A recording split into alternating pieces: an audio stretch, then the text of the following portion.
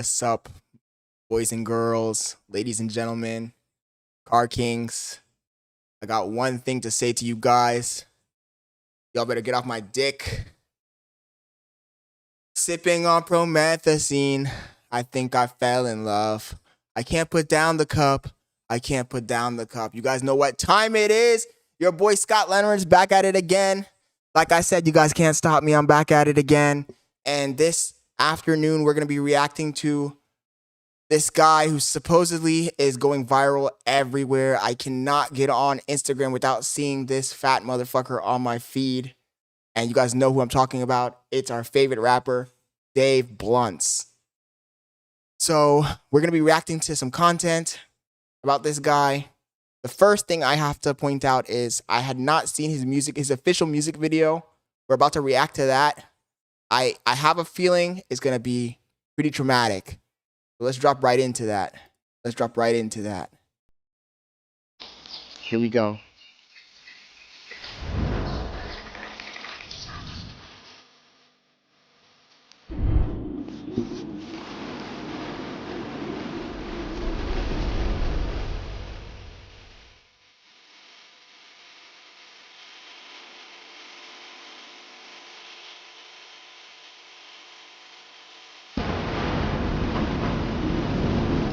I'm at the scene. Think I fell in love. Can't put down the cup. I can't put down the cup.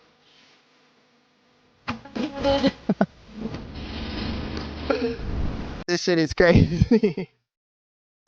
I swear to God, whoever the art director on this video was smoking crack. And honestly, at first I didn't like the song. I saw this guy on like my fucking Instagram and I was like, who the hell is this fat fuck? And I didn't like the song at first, but honestly, now it's starting to fucking... It's catchy, I don't know.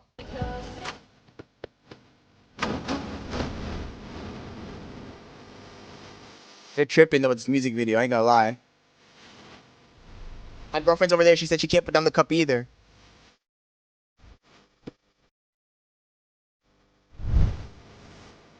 Okay, this part I think is ass still though. I still think this part is ass because the rhyming, it's fucking kindergarten. It's fucking kindergarten, I ain't gonna lie. Because it doesn't even rhyme. He's just talking. He's just talking with music and a fucking auto-tune.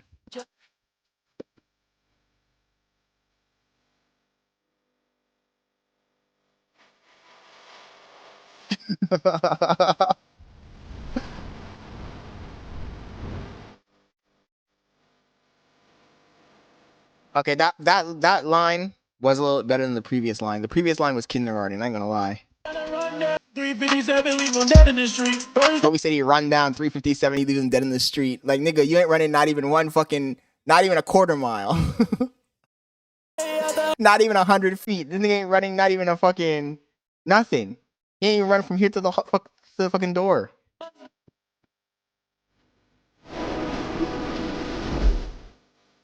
This is the catchiest part of the song. I ain't gonna lie, the music video is fucking lit though. Like the camera quality. The camera quality and the animations are lit.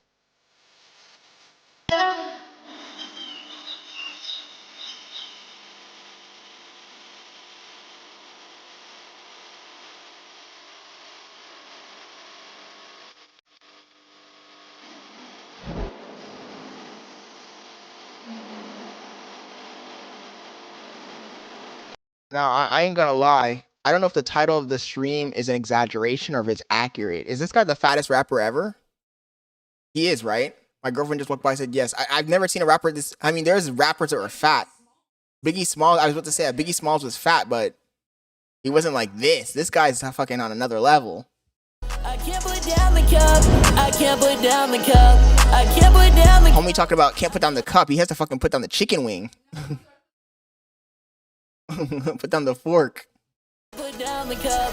I can't put down the cup. I can't put down the cup. Sipping on promethazine. With lean I fell in love. I can't put down the cup. I can't put down the cup. My girlfriend's like, shut up. Honestly, the fucking music video was lit. I ain't gonna lie. A few weeks ago, Snoop Dogg posted a clip of 500-pound rapper Dave BLUNTS. Homie's 500 pounds. Baby.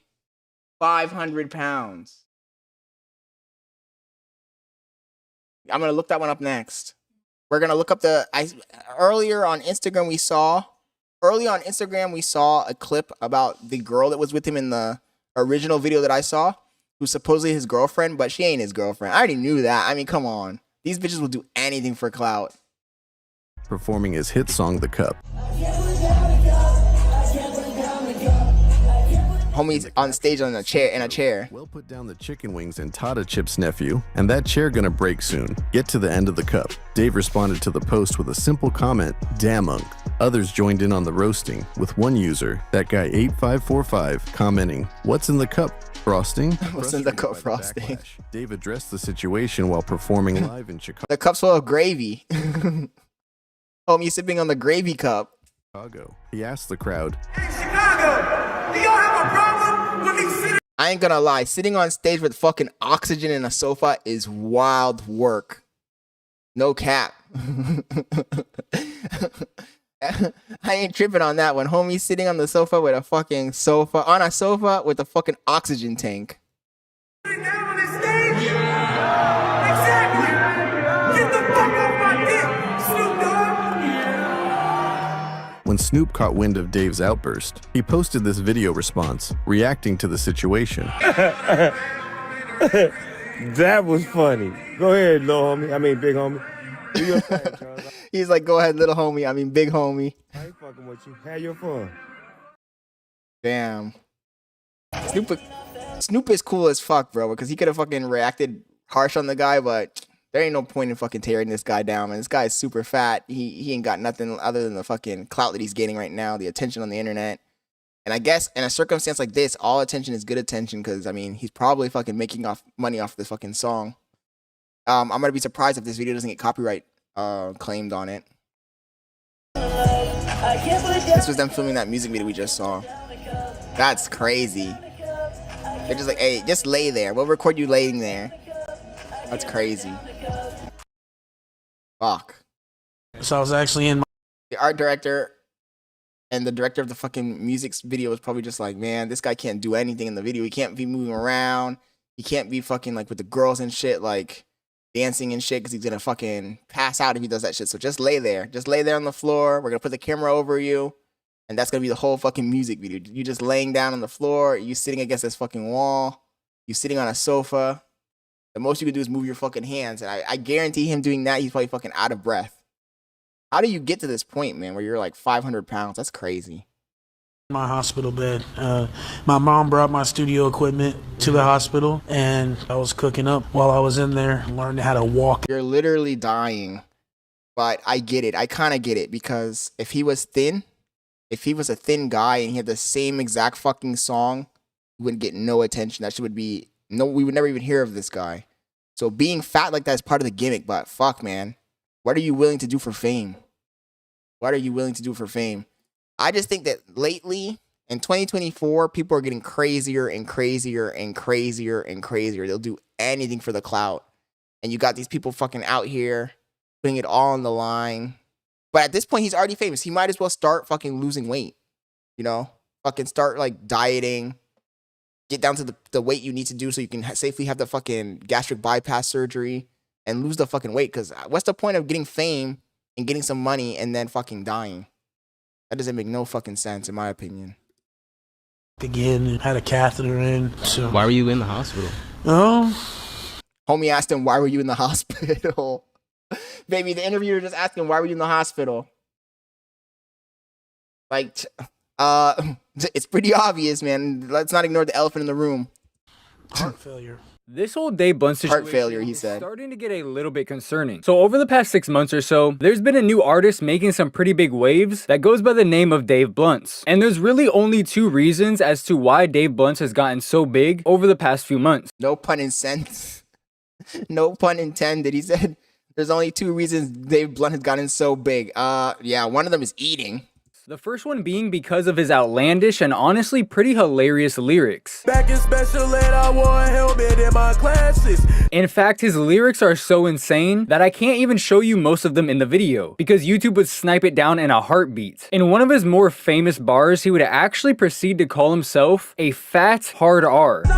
But despite that, it's really not the main reason as to why Dave Blunts has blown up as much as he has. It's likely you noticed it too, but Dave Blunts is absolutely huge. In fact, according to him, He's the biggest artist in town right now.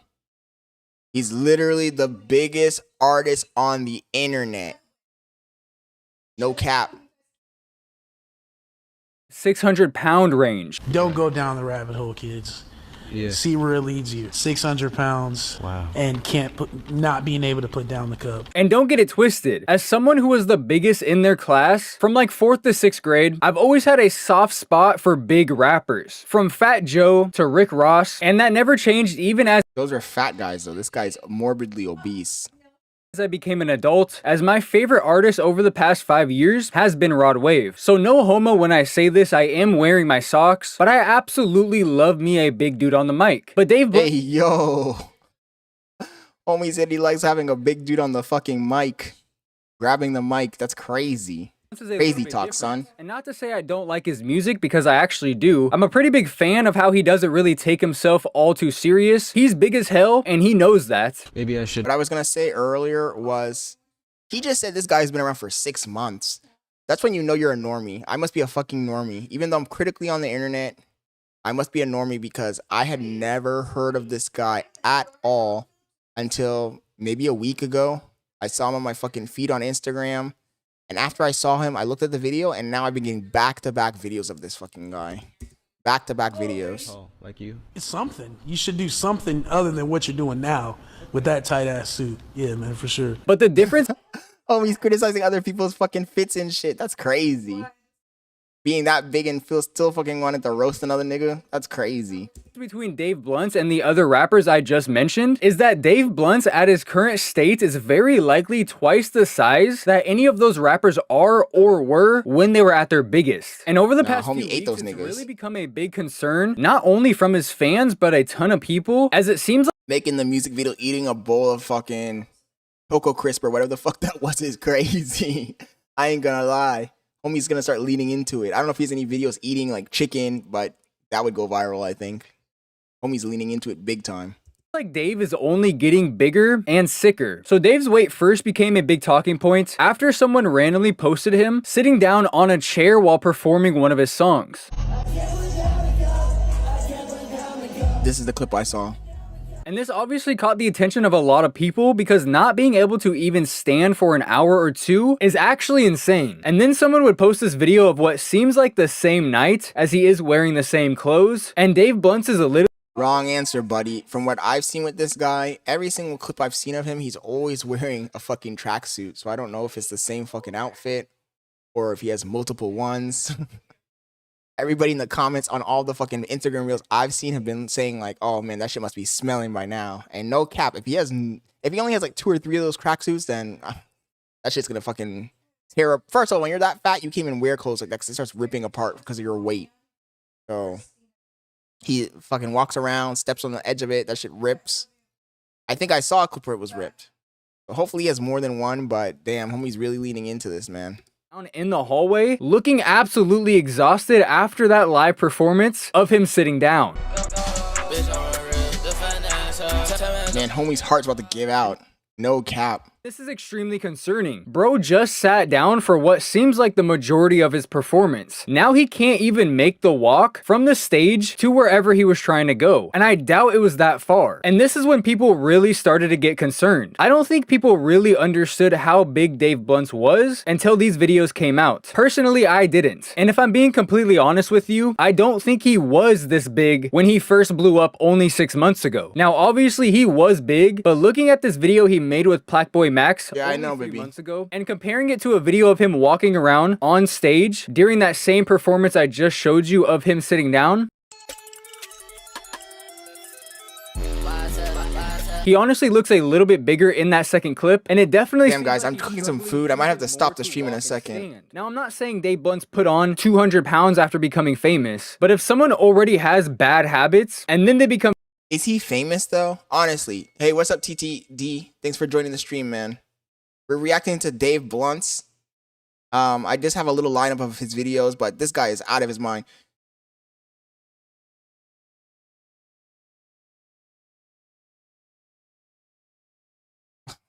Are you sighing? Is it ready?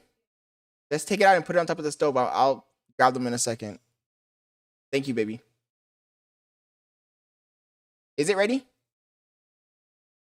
Sorry, I'm cooking some chicken. Become famous and rich before fixing those bad habits, they're only gonna get worse. And I'm gonna be completely honest with you boys, Dave is not this big from sipping lean. In fact, I don't think Dave even sips lean at all. He sips gravy. I'm thinking this nigga's sipping gravy, because how do you get that fucking big? Yeah, TTD says this guy is a freaking sphere. This guy is like, you know the, what's the guy from McDonald's, the purple guy? Grimace. This guy with that big fucking... First of all, why would you pick purple for your tracksuit? Homie looks like Grimace. Him holding the cup, there's nothing in that cup, and there never has been. Let me see what's in the cup, Mahat. Let me see. Let me see what's in the Homie's cup. everywhere. He's on Aiden Ross. Let's see. Cup reveal. You see what it says right here, bro? Dave Blunt purple stuff. Homie's purple custom cups. You gonna let me see inside of it? Hey, man, I just showed you what was in it, man. I just told you. It's the purple stuff. All right, the purple stuff, nigga. All right. That's an empty fucking styrofoam cup in every clip and every picture he takes with it. The only time I've actually seen something in his styrofoam cup is when he posted the pictures of himself at the hospital. As you can see, there's orange juice in that cup. As someone who's been to the hospital many times, I can tell you right now, that's fucking orange juice. It doesn't matter how much lean you sip, it'll never make you 600 pounds. It'll take you out before you reach that weight. So Dave is definitely in this situation for a different reason. And the whole styrofoam cup thing is clearly just for his image. But after those clips came out of Dave sitting down during the concert, people would really start to show their concern, including some other people in the music industry. So Lil Yachty was the first one that we know of to say something to Dave. I mean, honestly, homie is going a little bit too far with this. Hopefully it's actually not just a fucking complete gimmick and he just has some sort of eating issue. Because if it's completely for the gimmick, if it's completely for the fucking love of the game, then I think this guy is fucking cooked mentally. There ain't no fucking way. Who does that to himself? He said, "You gotta get in the gym, baby boy," which is a weird thing to call another man, I'm not gonna lie, but it does seem like something Yachty would say, as he's kind of a weird character. But then Dave was... Isn't Lil Yachty the same guy who fucking confronted Neon? And he was saying the exact same fucking thing to Neon. Like, chill, baby boy, blah, blah, blah, baby boy. Would say, LOL. You would That's like his favorite fucking phrase to say. The way I ran my bag up. And then Yachty would just say, LOL, twin thinks it's a joke. Then Dave would proceed to post this on his Instagram story, just kind of reiterating the fact that he's not taking any of this serious. And that kind of seems like the thing about Dave Blunts. He seems like a really funny... Homie has the fucking peanut butter Captain Crunch in the fucking music video. That's crazy. Chill guy. And someone that really doesn't take a whole lot of things serious. What do you mean 300 pounds? Like, how do you sound skinny? Well, you just sound angelic. You just sound like... Trying to see if I should be offended by that or not. Technically, you shouldn't, I don't think, because that just means that you're able to sound so much better than you look. Yeah. You know? Yeah, like, why do you have a tight-ass suit on with Woody from Toy Story shoes?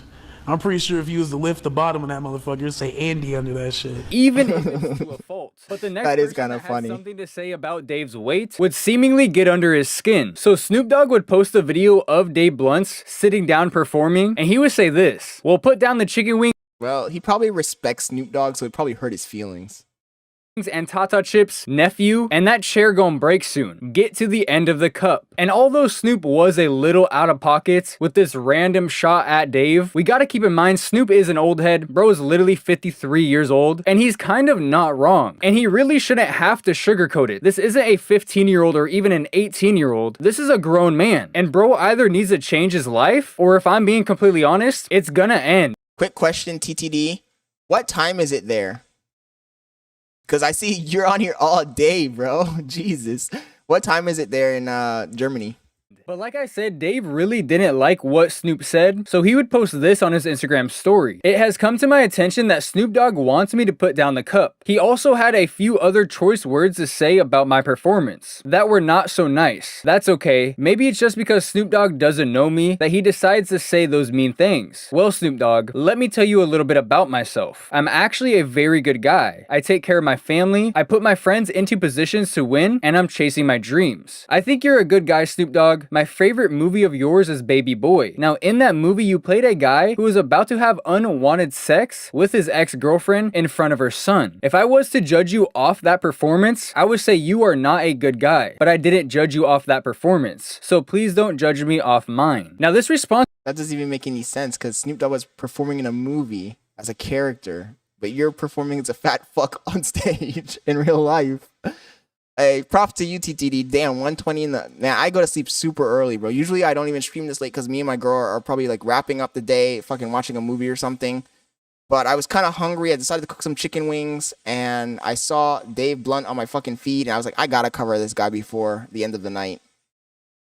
Is pretty weird. Like I said, be right back. Dave Blunt's Let me see if my wings like are cool yet. Things super serious. So I really can't tell if this response is serious or not. So if this response is a joke and he's just trolling Snoop here, then I gotta fucking give it to him. A round of applause for you. You're killing the game. Cause I really can't tell here. But if this response is serious, then I think this shows his denial for how big he actually is. Because nowhere in Snoop's post did he call or even hint at Dave being a bad guy. He's just telling you that you're too fucking big, which he's not wrong about. Maybe he could have said it in a different way, but he's not wrong at the end of the day. Dave Blunts does need to do something about his lifestyle, and his next post on Instagram would prove that. So about a week ago, Dave would post this on Instagram. This week has been crazy. I found out I was performing at Juice WRLD Day, so I decided to go to the doctor and make sure everything was okay. Then the doctor was like, we gotta get you to the hospital. So I just been here chilling all week, resting and getting better. Nothing will stop me from performing at Juice WRLD Day. The show must go on. Of course, I had to bring my studio equipment in here. You know the grind never stops. But anyways, the doctor said I will be okay, that it's nothing too serious, and I will be out of here in time for the show. I didn't want to tell you guys because I know you guys worry about me a lot, and when y'all worry, y'all get to saying crazy shit in the comments. But I am okay, and I will be performing no matter what. And that's when he would post the picture that I showed you earlier of him holding up the orange juice, as well as a couple of other pictures. You guys have to forgive me, I'm gonna be eating this on stream. In the hospital bed. What's weird is this is not the first time he's done this. Back in September, he also posted pictures of him recording in his hospital bed, which can mean two things. Either Dave is capping and he's just taking these pictures for the memes, or the more somebody put the Jabba the Hutt meme in the fucking sick, and he's going niggas ain't right, man. A lot because of it. But Dave Blunts would eventually make it out of the hospital, and he would go to his performance. But this is where things would get even more insane, because Dave Blunts would walk out on stage with a fucking oxygen tank.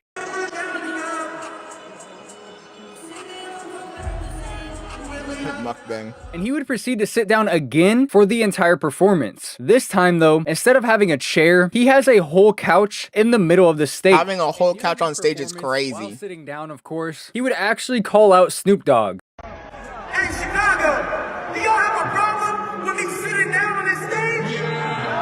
Exactly. Get the fuck off my dick, Snoop Dogg.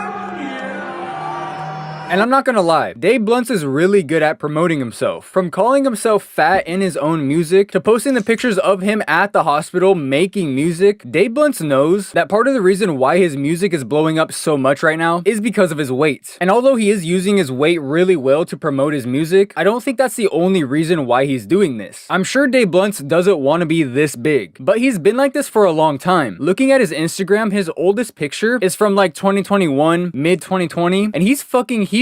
At least 400 pounds still. How old is this guy? He's clearly been like this for a long time. And there's a good chance that he's probably lost hope in ever losing weight. So rather than get upset at everybody calling him fat, he's clearly just using it to his advantage and laughing with everybody rather than looking at himself in the mirror. But this is a very dangerous way of living. And if Dave Blunts doesn't do something about his weight soon, he honestly might not be living much longer. And this actually isn't the first time we've seen this. Back in the early 90s, there was a new rapper that came onto the scene called Big Pun. Pun. And at the time, I'm pretty sure this was the biggest rapper we've ever seen, weighing around 400 pounds when his first album came out in 1998. And as you can see here, Big Pun was for sure big, but unlike Dave BLUNTS, he was at least able to stand and perform, at least at the time of this video. What This was was it, a live 300 performance pounds? from 1998, and like I David just BLUNTS is said, almost Big 600 Pun was pounds. around 400 pounds in 1998, so 200 pounds lighter than Dave BLUNTS is right now. But as Big Pun became more and more successful, he would unfortunately only start to gain more weight. And only 2 years later, in the year 2000, Big Pun would unfortunately have a heart attack and lose his life to heart failure. And at the time of this happening, Big Pun was around 700 pounds. Only around 100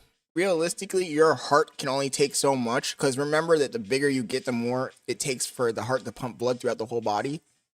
You ain't living past 30, son. You ain't living. So he has to fucking really take this shit seriously, but apparently he's not.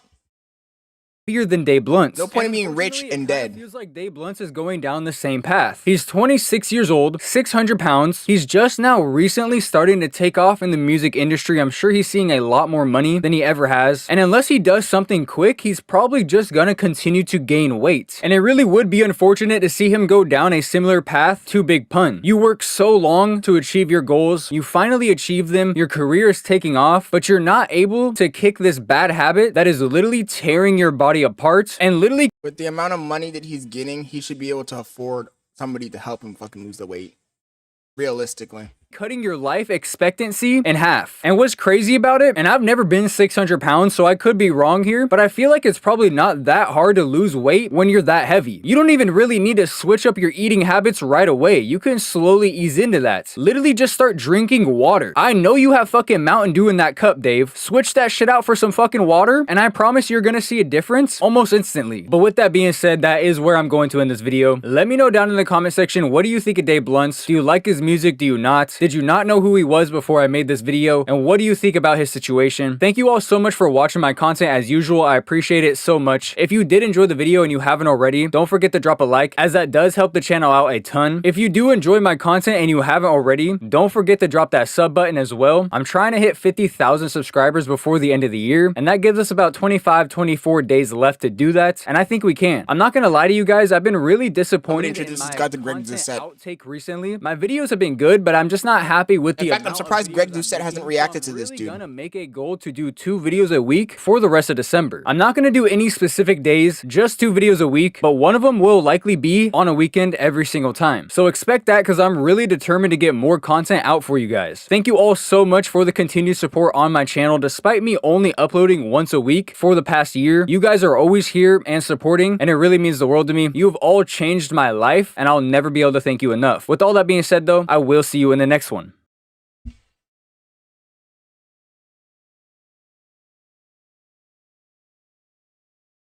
Great video by More Slacking. Check his channel out.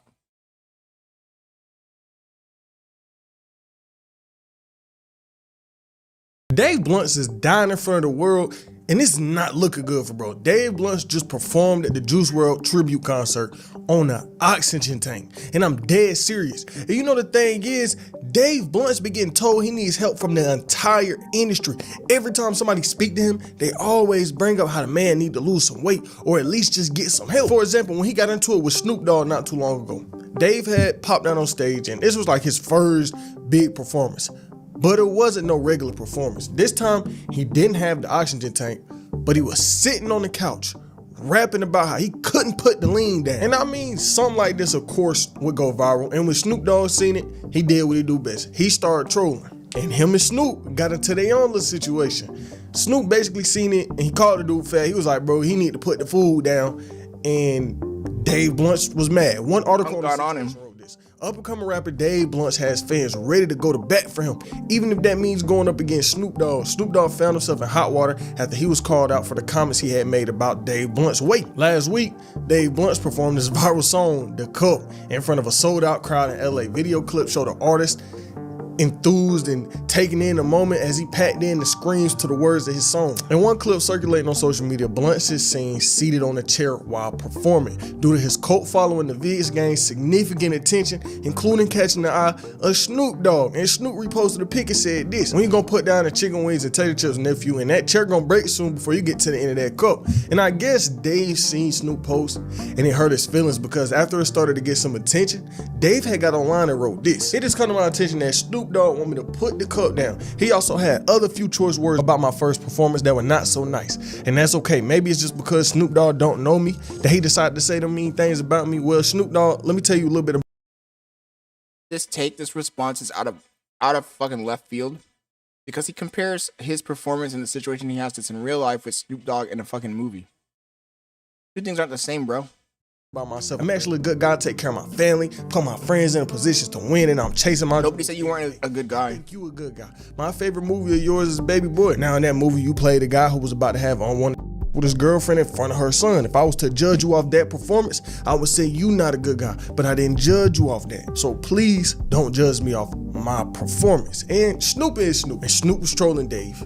But Dave should also understand what Snoop Dogg trying to say. See, I get the point that he trying to make, but not at the same time, because he's saying, "Oh, you basing me off the performance." Nah, my nigga, he's basing you off the fact that you sitting in this chair rapping about putting lean down, performing a song on stage. That's what he's saying. He basically saying you need to cut back. I mean, look at him. He constantly promoting lean, which is known for getting niggas fat. And the thing is, I don't even know if he actually be drinking lean or not, or if it's just a part of his image and act. But for a while, we wouldn't hear nothing from these two until Dave came out posting some messages with him and Snoop, where Snoop apologized to them. And what's crazy is Dave Blunt's performing like this really did go viral everywhere, and he had to give a statement on the situation. He said, "Last night I performed for the first time, but right before I was about to go on stage, I had a nervous breakdown. I told my manager Jay Wiz I couldn't do it because I was too scared of rejection. Like, if I couldn't get the Solar to see me, how am I supposed to get crowds of hundreds of people to like me?" And that's when he told me, "Nigga, do you realize who you are? You a superstar. This is what I've been working hard for." Anyway, Solar? What's Solar?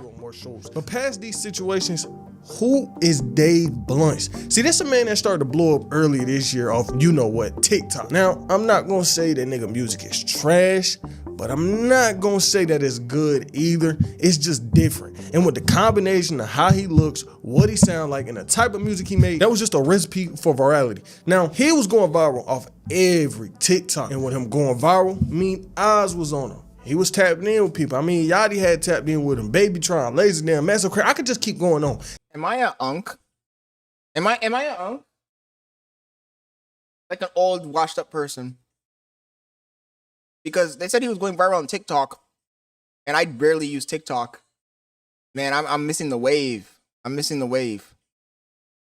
You guys let me know in the comments if I'm an unk. There's a lot of people in the industry that... You can't change it now and say I am. My girlfriend first she I wasn't an unk, now she says I'm an unk. I ain't no damn unk.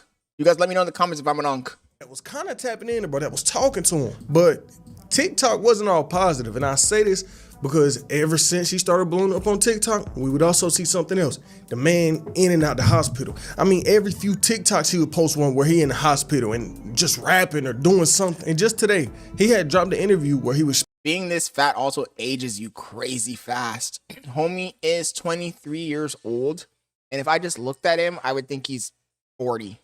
I would say he's 40. And biologically, his heart probably 40. That shit's pumping like crazy to get that blood to go through all those fucking vessels.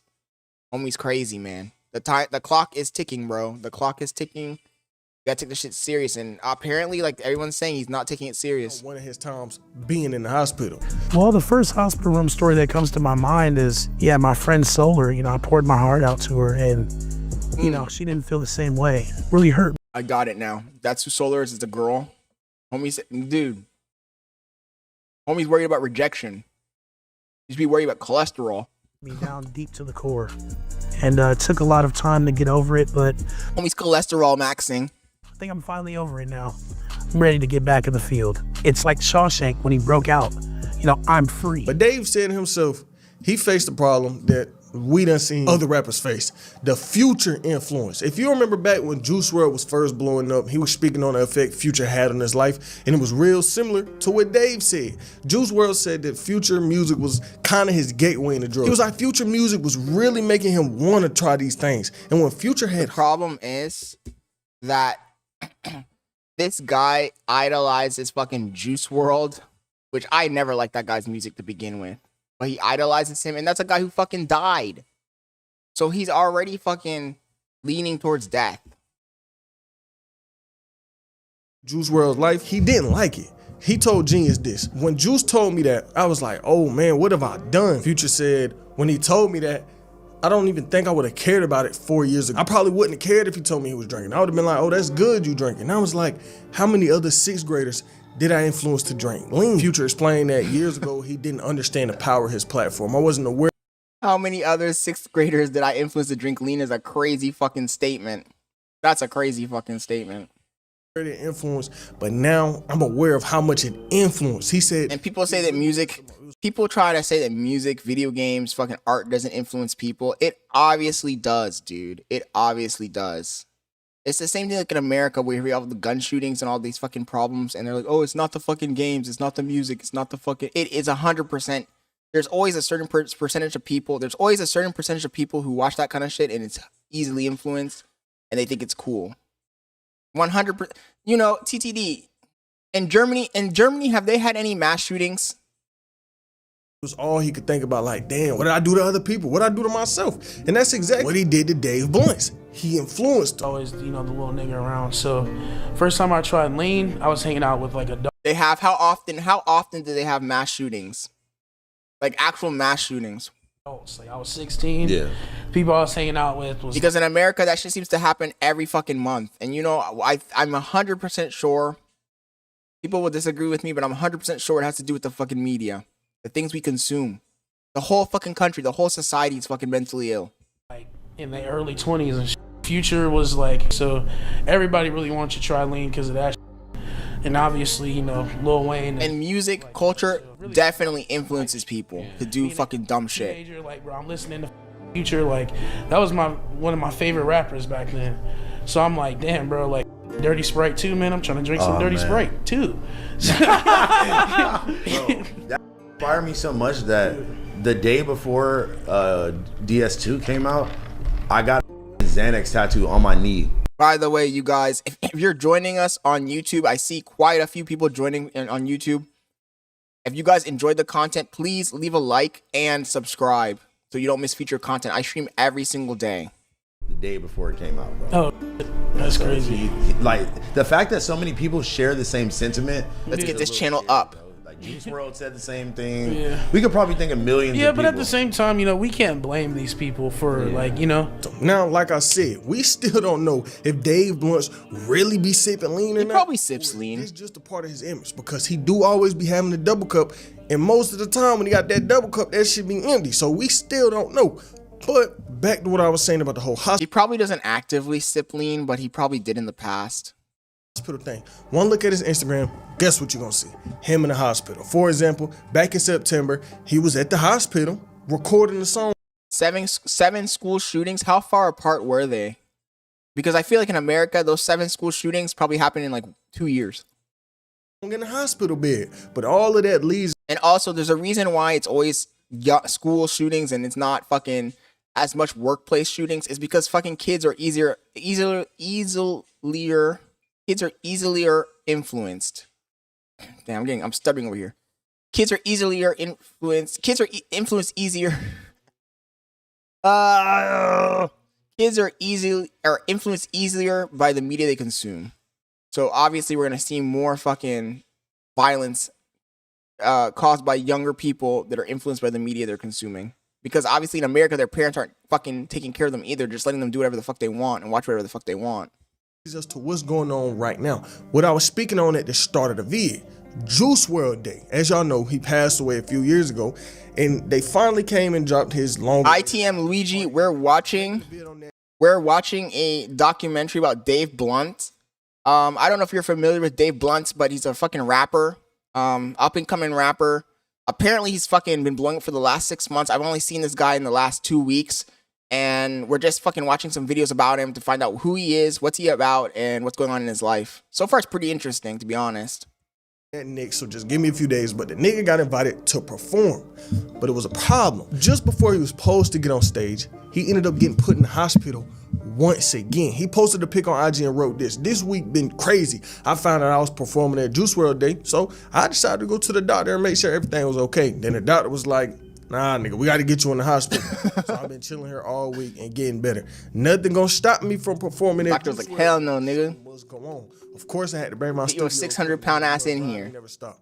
But anyways, the doctor said that I'm gonna be good and it ain't nothing too serious. And I'm gonna be out of here in time for the show. I didn't want to tell you guys because I knew y'all was gonna worry and get to saying crazy stuff in the comment, but I'm chilling, I'm gonna perform. And so it already wasn't looking good. He was putting his performance in front of his health, basically. He was in the hospital, but he was saying, nigga, I don't care, I'm gonna get out this hospital and I'm gonna perform. And this post wasn't even the only thing he had said about the Juice WRLD performance. About a day before he's supposed to get on stage, he got on IG and spoke on how nervous he was to perform. Dave said, well, tomorrow is the day I perform at Juice WRLD Day and I'm nervous, but I'm excited. He was excited to do this Juice WRLD show. And when it finally happened, the man did something nobody would expect. He came on stage performing with an oxygen tank on. And this blew up more than anything else he had done. He went crazy with it. It gets worse than that. It wasn't just him performing with an oxygen tank on. He had the oxygen tank on, sitting on the couch, performing these songs, rapping about how he couldn't put the lean down. When this happened, I mean, like you done seen everything else. It went viral. And that poor couch was like, enough, boss. Boss, please, boss, let me, please, man, get off me, bro. I don't know how much more of this I can take. The entire internet is speaking on this man. Some people laughing at him, some people calling him fat, some people begging for the man to get help. I mean, I hate to say it, but he is dying in front of the world. He just posted on his story, mad that people was saying that he kind of needed help. He got on IG and posted this a couple hours ago. I keep reaching great heights in my life and achieving long dreams and goals, and then on the internet want to use that moment, the greatest moment of my life, something I'm really proud of, to shame me and all my that I got out of poverty and I made my mom. I don't care what a nigga gotta say. And okay, I get what he's saying. He like, yeah, bro, I just took the biggest W of my life and y'all on the internet clowning me. And something else he did at Juice WRLD Day was call out Snoop Dogg again, even after they apologized to each other. Hey, Chicago, do y'all have a problem with me sitting down on this stage? Exactly. Get the f off my dick, Snoop Dogg. Well, yeah, he did that because it was gonna go viral. You know, it doesn't matter if Snoop Dogg already apologized to him. He knew that by saying that it was gonna go 3 times more viral than it would have. That's the clip that I fucking saw. That's the clip that everybody saw. I wouldn't know who this fucking guy was if I didn't see that clip. ITM Luigi says, yeah, I saw a couple of videos of him. He came out of nowhere, but in my opinion, if he wasn't 600 pounds, I don't think he would be blowing up on social media how he did. He'd just be a normal artist. That's what I was saying. This is a gimmick. We all know it's a gimmick. If he was a fucking normal 120-pound guy rapping the same lyrics, the same beat, the same voice, he wouldn't be famous. That's a given.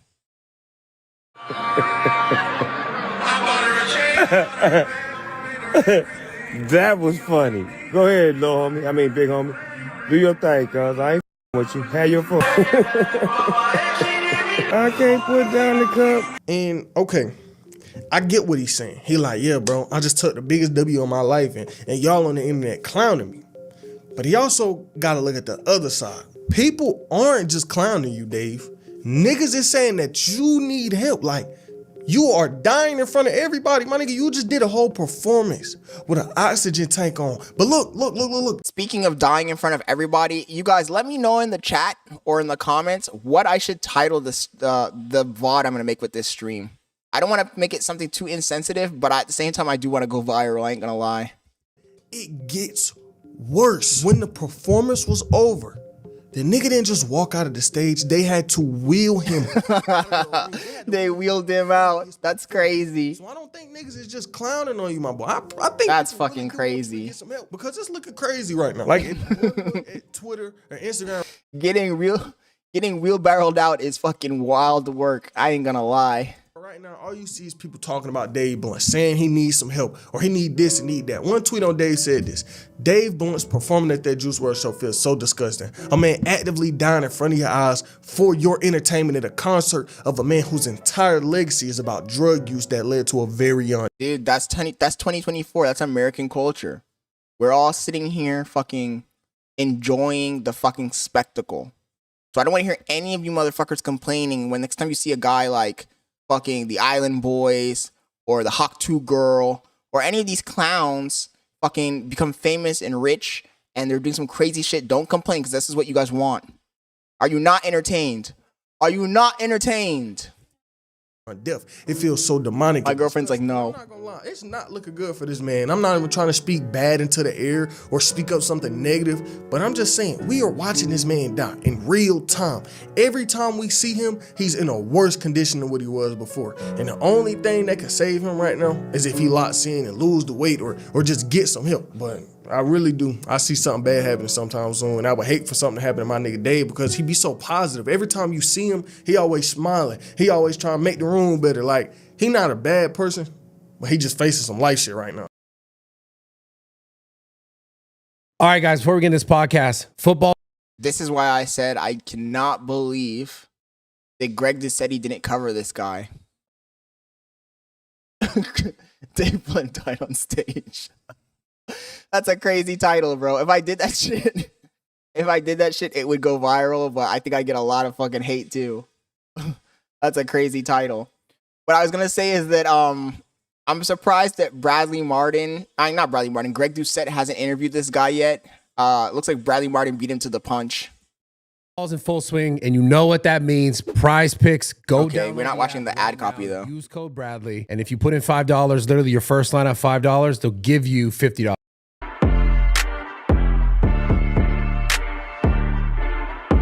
Now, I'm not gonna lie, Bradley Martin has been a pretty big influence on my life. I don't know, it just got me hyped to go into the gym, work out. Happy to have you, man. Okay. You good? You feel good? Yeah. And it seems like he's in every fucking niche. When something happens, you can count on Bradley Martin to be there, reacting or involved somehow. That's the one thing he's plugged in. I'm just gonna let you know before we start. Yeah. Any question? Homie's on oxygen on a podcast. He can't have a whole fucking podcast with the oxygen. Where'd you just come from right before this? I came from home. Yeah. I just got home from a 30-hour drive. Yeah. From Chicago to LA, LA to Chicago, back and forth. Yeah. That was insane. Because he can't go on a fucking plane. Yeah, this is my... I didn't even think about that. For this guy to fucking tour, he can't even go on a fucking plane. He's too fucking big for a plane. It's a drive. My girlfriend's back there laughing. You heard that? Yes, he can't go on a plane. This guy, for him to perform, they have to drive him to the places. He's been driving from like New York to LA back and forth, he said. 30-hour drives. That's fucking crazy. Dreams, you know what I'm saying? Yeah. It's sad. It's fucking crazy. Wanting my entire life. Yeah. And finally at the age of 24, this comes true. So of course it doesn't cover that. He's morbidly obese. From achieving my dream. And I love everything. Yeah. ITME Luigi says it's gonna be a question, not a statement though. Best content is the ones that make people argue in the comments over dumb shit. Free algorithm plug for egos. You got that right though. You do got that right. That comes with it. By the way, if you guys are joining the stream, I really do appreciate it. If you guys enjoy this type of content, hit that like button. I stream every single day. I stream during the day from around 11 a.m. to fucking 3 in the afternoon, and then usually 5 to 8. Today I'm doing a little bit of a later stream than normal, but if you guys like the content, hit the like button so that the algorithm picks this stream up, and subscribe so you don't miss the future one. We cover a lot of crazy content here, and I'm also a car vlogger, proud owner of a McLaren 570S, and I do a lot of car vlogging as well. So if you like cars, also I let you guys know, just hit that subscribe button. Let's keep going. You know what I'm saying? Because like my music, it's so crazy. Yeah. But I get opportunity to explain that all that shit is real. Yeah. In the interviews. So I thank you for having me here. Absolutely, man. today. Good to have you. I'm glad you made it. I was introduced to you. I was randomly streaming one night and someone was like, react to Dave Blunt's. I seen that. You seen it? Yeah, I did. Yeah. Did you see the jokes I was making? Yeah. Okay. I'm all for the jokes. You I know? was kind of an asshole. I'm all for the jokes. You know, everybody cracks jokes. I'm all for it. Yeah. You know, as long as it's not like, you know, I can tell when somebody's just like hating me for, you know, no reason. But I thought it was. My question is, how many tracksuits does this guy have? I hope he has more than one. Please, Lord, let there be more than one tracksuit, because that shit must be fucking sweaty as hell. It's all in good fun. Yeah, for sure. So, and then I started looking into more of your stuff, and I was like, the music's actually dope. But I'm also the music is pretty good. I ain't gonna lie. Like how you just say crazy. Do you say crazy shit on purpose? well, I talk exactly how me. Yeah, I need to get Xbox party. I need to fucking make some overlays. That's just how it is. It's like, and these things, you know, when you meet people, these are things that everybody says. Yeah. The only reason they're reacting like that is because, oh, you can't say that nowadays. Yeah. Like in front of cameras or in front of people. I am gonna make some overlays that have more about me, so people actually know the stuff. Because I feel like people do see the photo, but they think it's just, you know, nowadays so many people take photos with cars that people just assume that it's a rental or something. But the way I see it is, if you come out the gate saying like that, saying stuff like that, people either will accept you or they won't. So you can't really get canceled if you're not built up by the people. Yeah. By the people who. I agree with you, Luigi. Yeah. I'm not built up by people who are sensitive. Yeah. So people who are sensitive can't cancel me. Yeah. I don't even think being canceled is a real thing anymore. I think it's just like you have to cancel yourself ultimately. Roy Lawson says, don't be mean to Dave. He's a nice guy. I hope he gets help because the oxygen is the beginning of the end of life. I know. I've watched it take many. May God be with him. Like you have to either apologize for something you said and then it was like, oh, we knew it, we got him. But nowadays it seems like it's way different. And people's reaction to like what people are saying is way different. And that's why I thought it was interesting. I thought maybe to Bradley's point, it's when you apologize that you get fucking canceled. If you don't apologize, you just ignore and you keep going, then nothing fucking happens to you. You said certain things, you say certain things to get a reaction, or it's just genuinely that's just how you are. That's just how I am, bro. Like, I mean, bro, I'm 24. Yeah. Before all this, like I blew up in like April, moved out here in June. Why are homies' knuckles so dusty? I was just a nigga who was, I can say that, right? You can say whatever you want here. Okay, yeah, cool. you can say whatever you want. Cool, man. Hey, man, I was just a nigga who was unemployed, living at my mom's house. I quit my job when I was dry 18, skin. And I told my mom that somebody get this boy some lotion. So for 6 years, it was nothing until I just caught on. What do you think made it catch on? Posting on TikTok is what made it catch on. I was against it because I'm like, hey man, I'm not about to be on there shaking it out west. You know, Homer said he ain't gonna be fucking shaking the fucking like a Jabba the Hutt out there.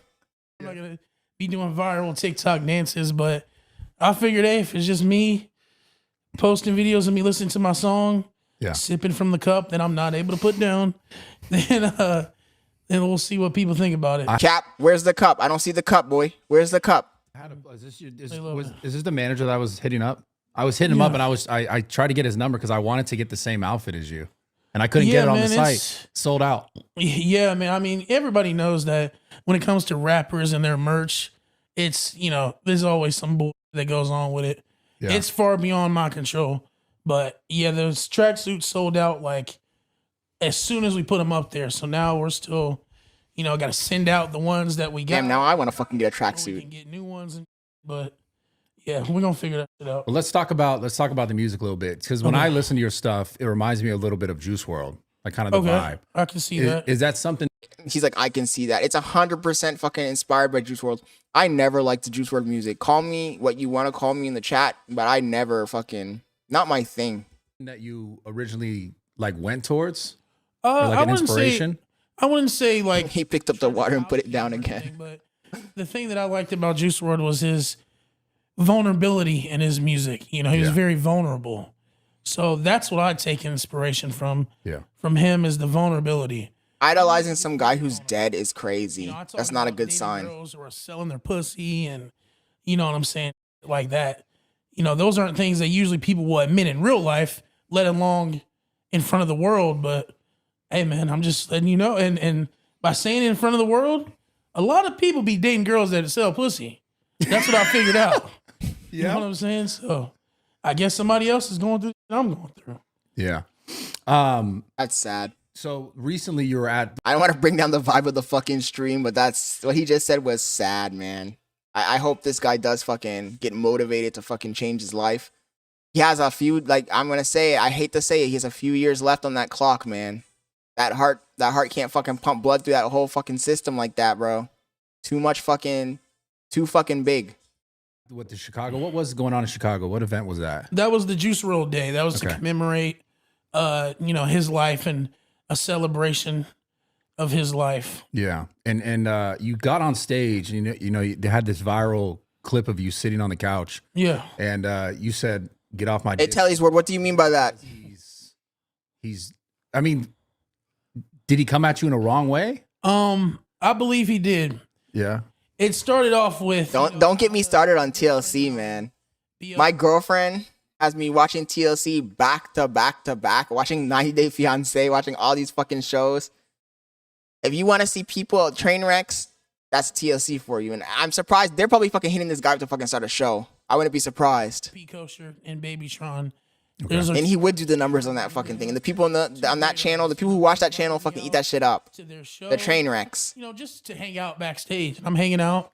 And then, you know, I have the world's best manager. He was talking to the DJ and said, hey, can, you know, Dave come out and perform a song? And they were like, yeah. Now, before this, everybody on the internet is like, his music's good, but how is he going to perform? Yeah. There's no way he's going to be able to perform. He'll never perform.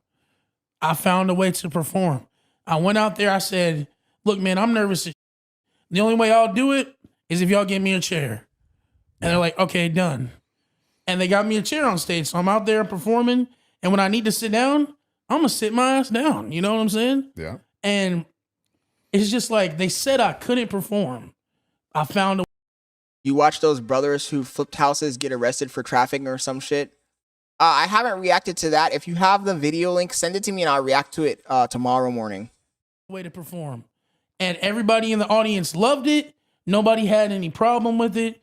And it was a really proud. Doctor now is that small Persian doctor. Yeah. You know what I'm saying? I come from the guy who was on 600 Pound Sisters or Twins or whatever the show is. 600 Pound Life. Like real. I come from the bottom of the bottom. My girlfriend's screaming in the back 600 Pound Life. Yeah, 600 Pound Life. 1,500 people, them singing my words, like, and it happened so fast. It was a really proud moment for me and everybody on my team. Yeah. The next day I look on the internet, they're trying to shame me. Now, there are a lot of rappers with pedophilic allegations. They don't get shamed like that. But me being a big nigga sitting on stage, they're like, oh my God, what's going on? Like, why would you? You know what I'm saying? Before y'all said I couldn't perform. I found a way to perform. It's like they're putting an asterisk next to it or something. Then everybody. Like I said, Tal's World, I never liked Juice WRLD. I never liked them. I'm sorry. Yeah, I know. They're going crazy now in the chat because I said that. But it's just, I never liked his music. I just never, it's too fucking, it's like fucking listening to emo music but rap. It's emo rap.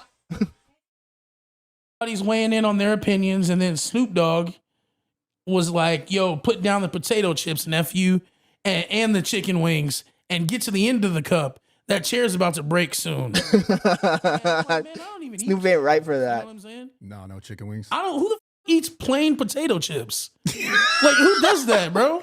Yeah. Like, who does that? Nobody eats plain I like the jalapeno ones though. Fire. Apparently, I pissed a bunch of people off by saying that. Potato chips.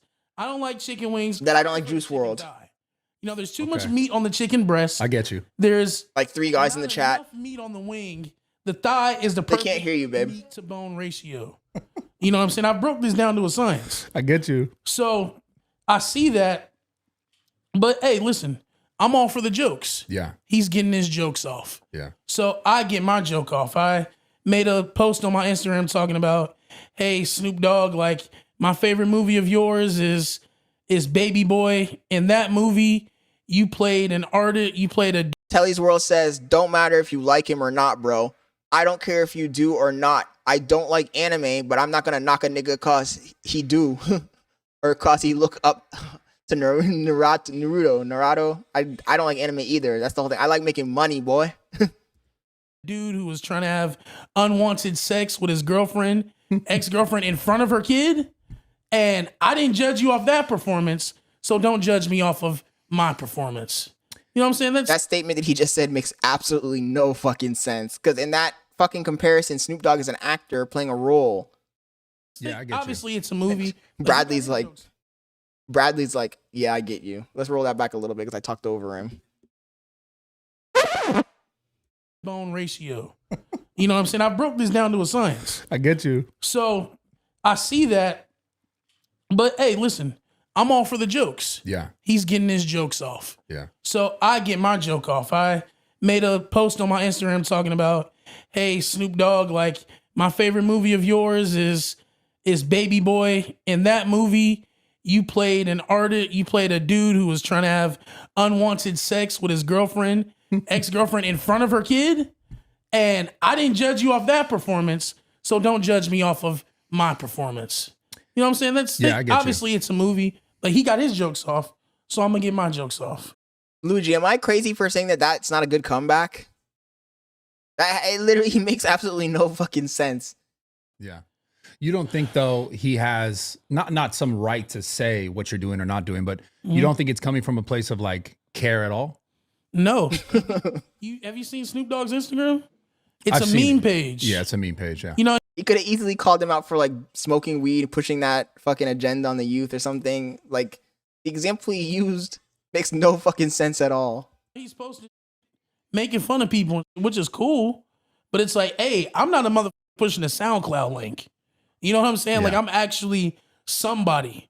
Yeah. So it's like you're doing this. It's like I have a voice as well. I'm gonna voice my opinion. And it's like I said, the only reason I had a problem with it is because that was a really big moment for me in my career and for everybody on my team who helped out doing that. When you're on me, you're not only just on me, you're on.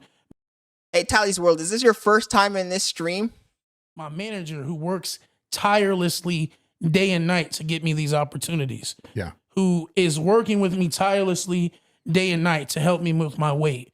Who networks with my family, make sure they're okay. So you're not just on me, you're on everybody in my team. And so I had a problem with it because it was a really big moment for me. Everybody in the crowd was happy. And I look online. TTD says, never looked at Snoop's Insta. Now I'll do it. I haven't ever looked at it either.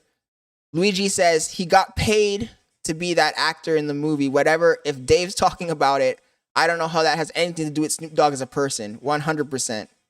Tally's World says, I'm broke and I have no money and I like criticizing people I don't know on their stream because I'm a brokey. And everybody is trying to You're broke. Yeah. And Snoop Dogg, if you don't like it, then leave the goddamn stream, brokey. Snoop Dogg apologized. He DM'd me. We had a conversation. You're in the stream of the top G. Juice WRLD Day, I was in the wrong for that. I was nervous as because it's 20,000 people, right?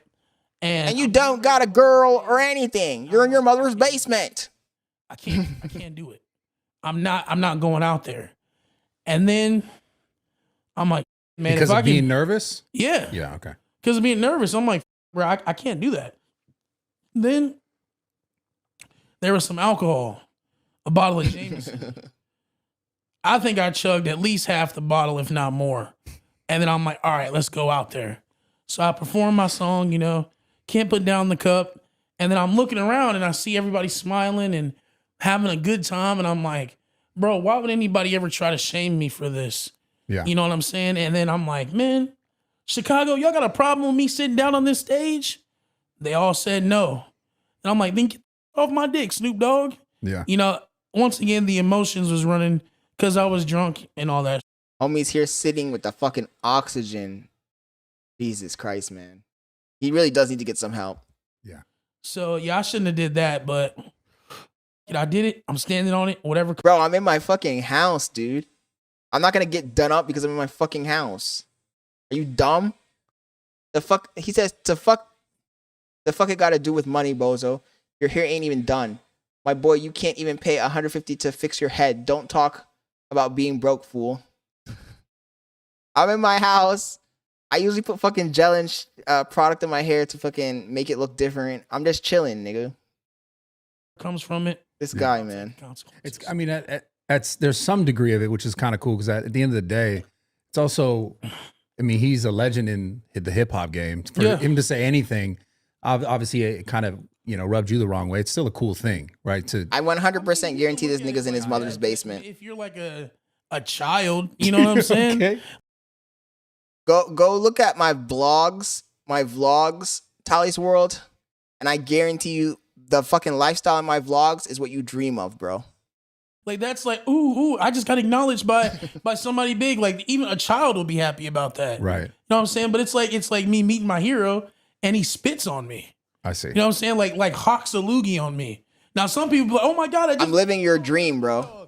Literally. I'm not with none of that disrespect, bro. Like I don't care. You know what this is? Who you are. Your dream. You know what I'm saying? So this is your dream. I mean, we're good now, but yeah, that's the problem I had with it. So there's I'm being a douchebag now. I better stop. Looking into more of your stuff, there's definitely a real concern for your health. Yes, sir. Is that something that you're trying to change or want to change?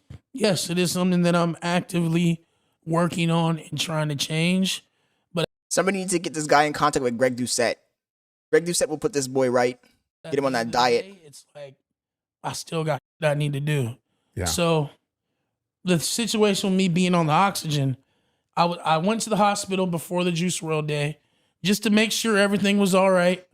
I went to the doctor and they were like, it's probably good for you to stay in the hospital a couple of days. Yeah. And I'm like, okay. When I'm in there, my asthma's up and I'm like getting better, but slowly.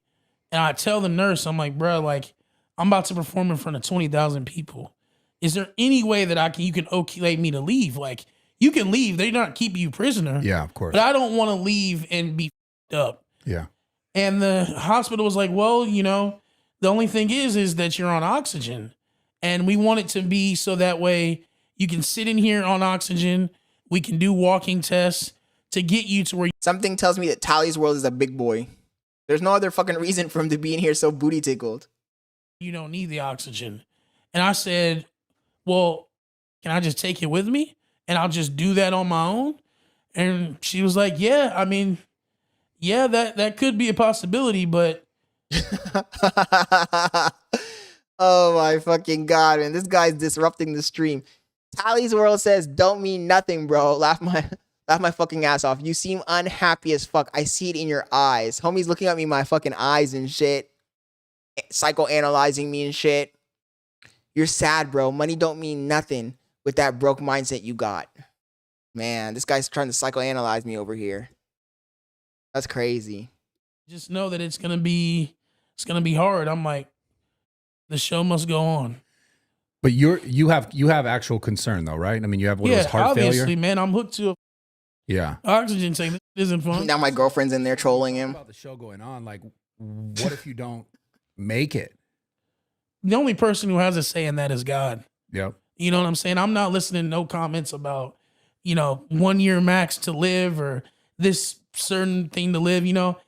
I could walk out here and get hit by a bus. Takes one to know one, bro. Somebody can assassinate me.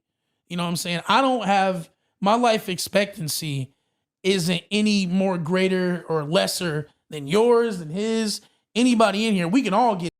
No. This guy's capping. He said my life expectancy isn't shorter than any. Dude, you're morbidly obese. There's a reason why it starts out with the word morbid. Morbid. It means deathly obese. It means that you are fucking more prone to fucking heart disease and any other fucking health condition that will cause death, morbidity. It took it out now by a gas leak. I can unscrew this oxygen and just throw it on the ground. Sure, any of us could fucking die at any moment, but the odds of you dying from a heart attack is way higher than Bradley. Well, actually, no, because Bradley does steroids. So no, I can't use that than a normal person who's not on steroids. Let's just say that. we'll all explode. You know what I'm saying? Like, and I don't give a fuck what anybody says about that, because I have a relationship with God, and He's the one that says when my last day is gonna be. Yeah, but he bleeds mayo and mustard. But you also have to make choices because there are things you could do to yourself that can make it worse, that can get you closer to that. That's true. Yeah. But I mean, bro, nobody knows what goes on behind the scenes. You know what I'm saying? Yeah. Like, I'm actively trying to work on this. Yeah. You know what I'm saying? That's the only reason why I bring it up, because I'm just trying to. I understand. You know, I like I said, I'll answer any question honestly. Somebody get my boy Ozempic. But put him on the Ozempic. On the internet, they're only gonna see what's going on in front of the scenes. You know? Yeah. So it's like. So what are you doing? Because to have heart failure at 23, 24 years old is pretty significant. It is pretty significant. Yeah. What am I doing to try to fix it? Yeah. Hey, I just hired a personal trainer that's gonna, you know, she's got like a private gym. Cool. We're gonna be, you know, working out. She's gonna be doing meal prep for me and all that. So, yeah. What? Can you imagine if this nigga gets shredded?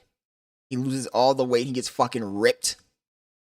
What do you think the hardest part? Like, when did you really start to gain weight?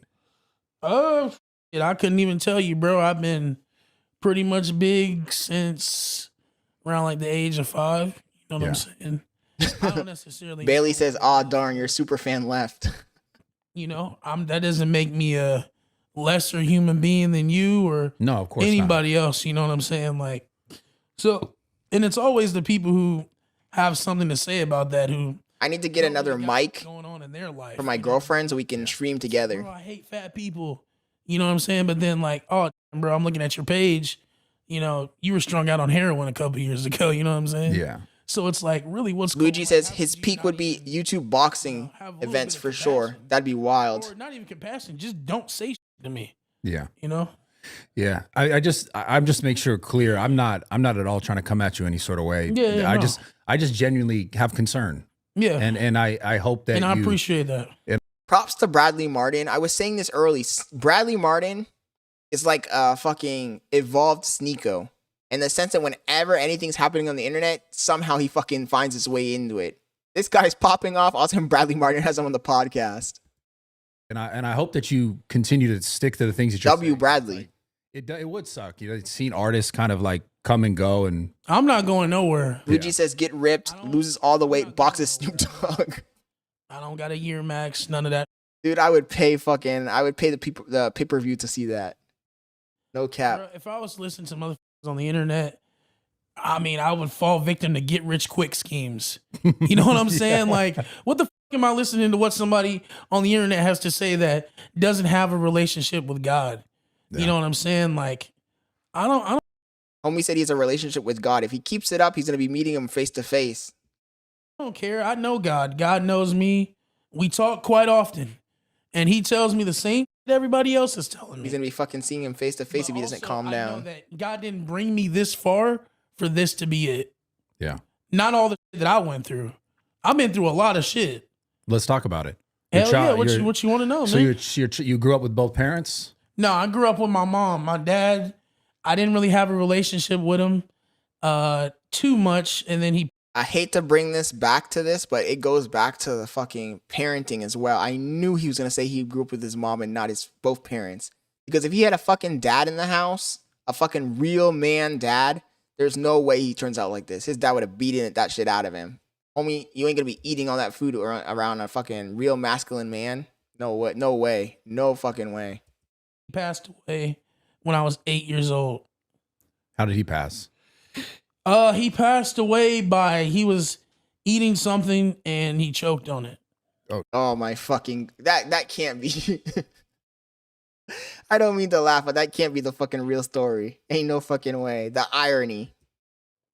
That shit's crazy. I lost my father. The irony. I can't necessarily relate to everything, but what were the hardest parts of your childhood that you felt like you can look to now? And if you could give any advice to someone who'd go through the same thing that you can give them? I'd say living in a shelter that was like, it was a domestic violence shelter. So we couldn't be dropped off right in front of the shelter because like dudes would be like, oh, that's where my girlfriend lives. Let me go beat on her some more type.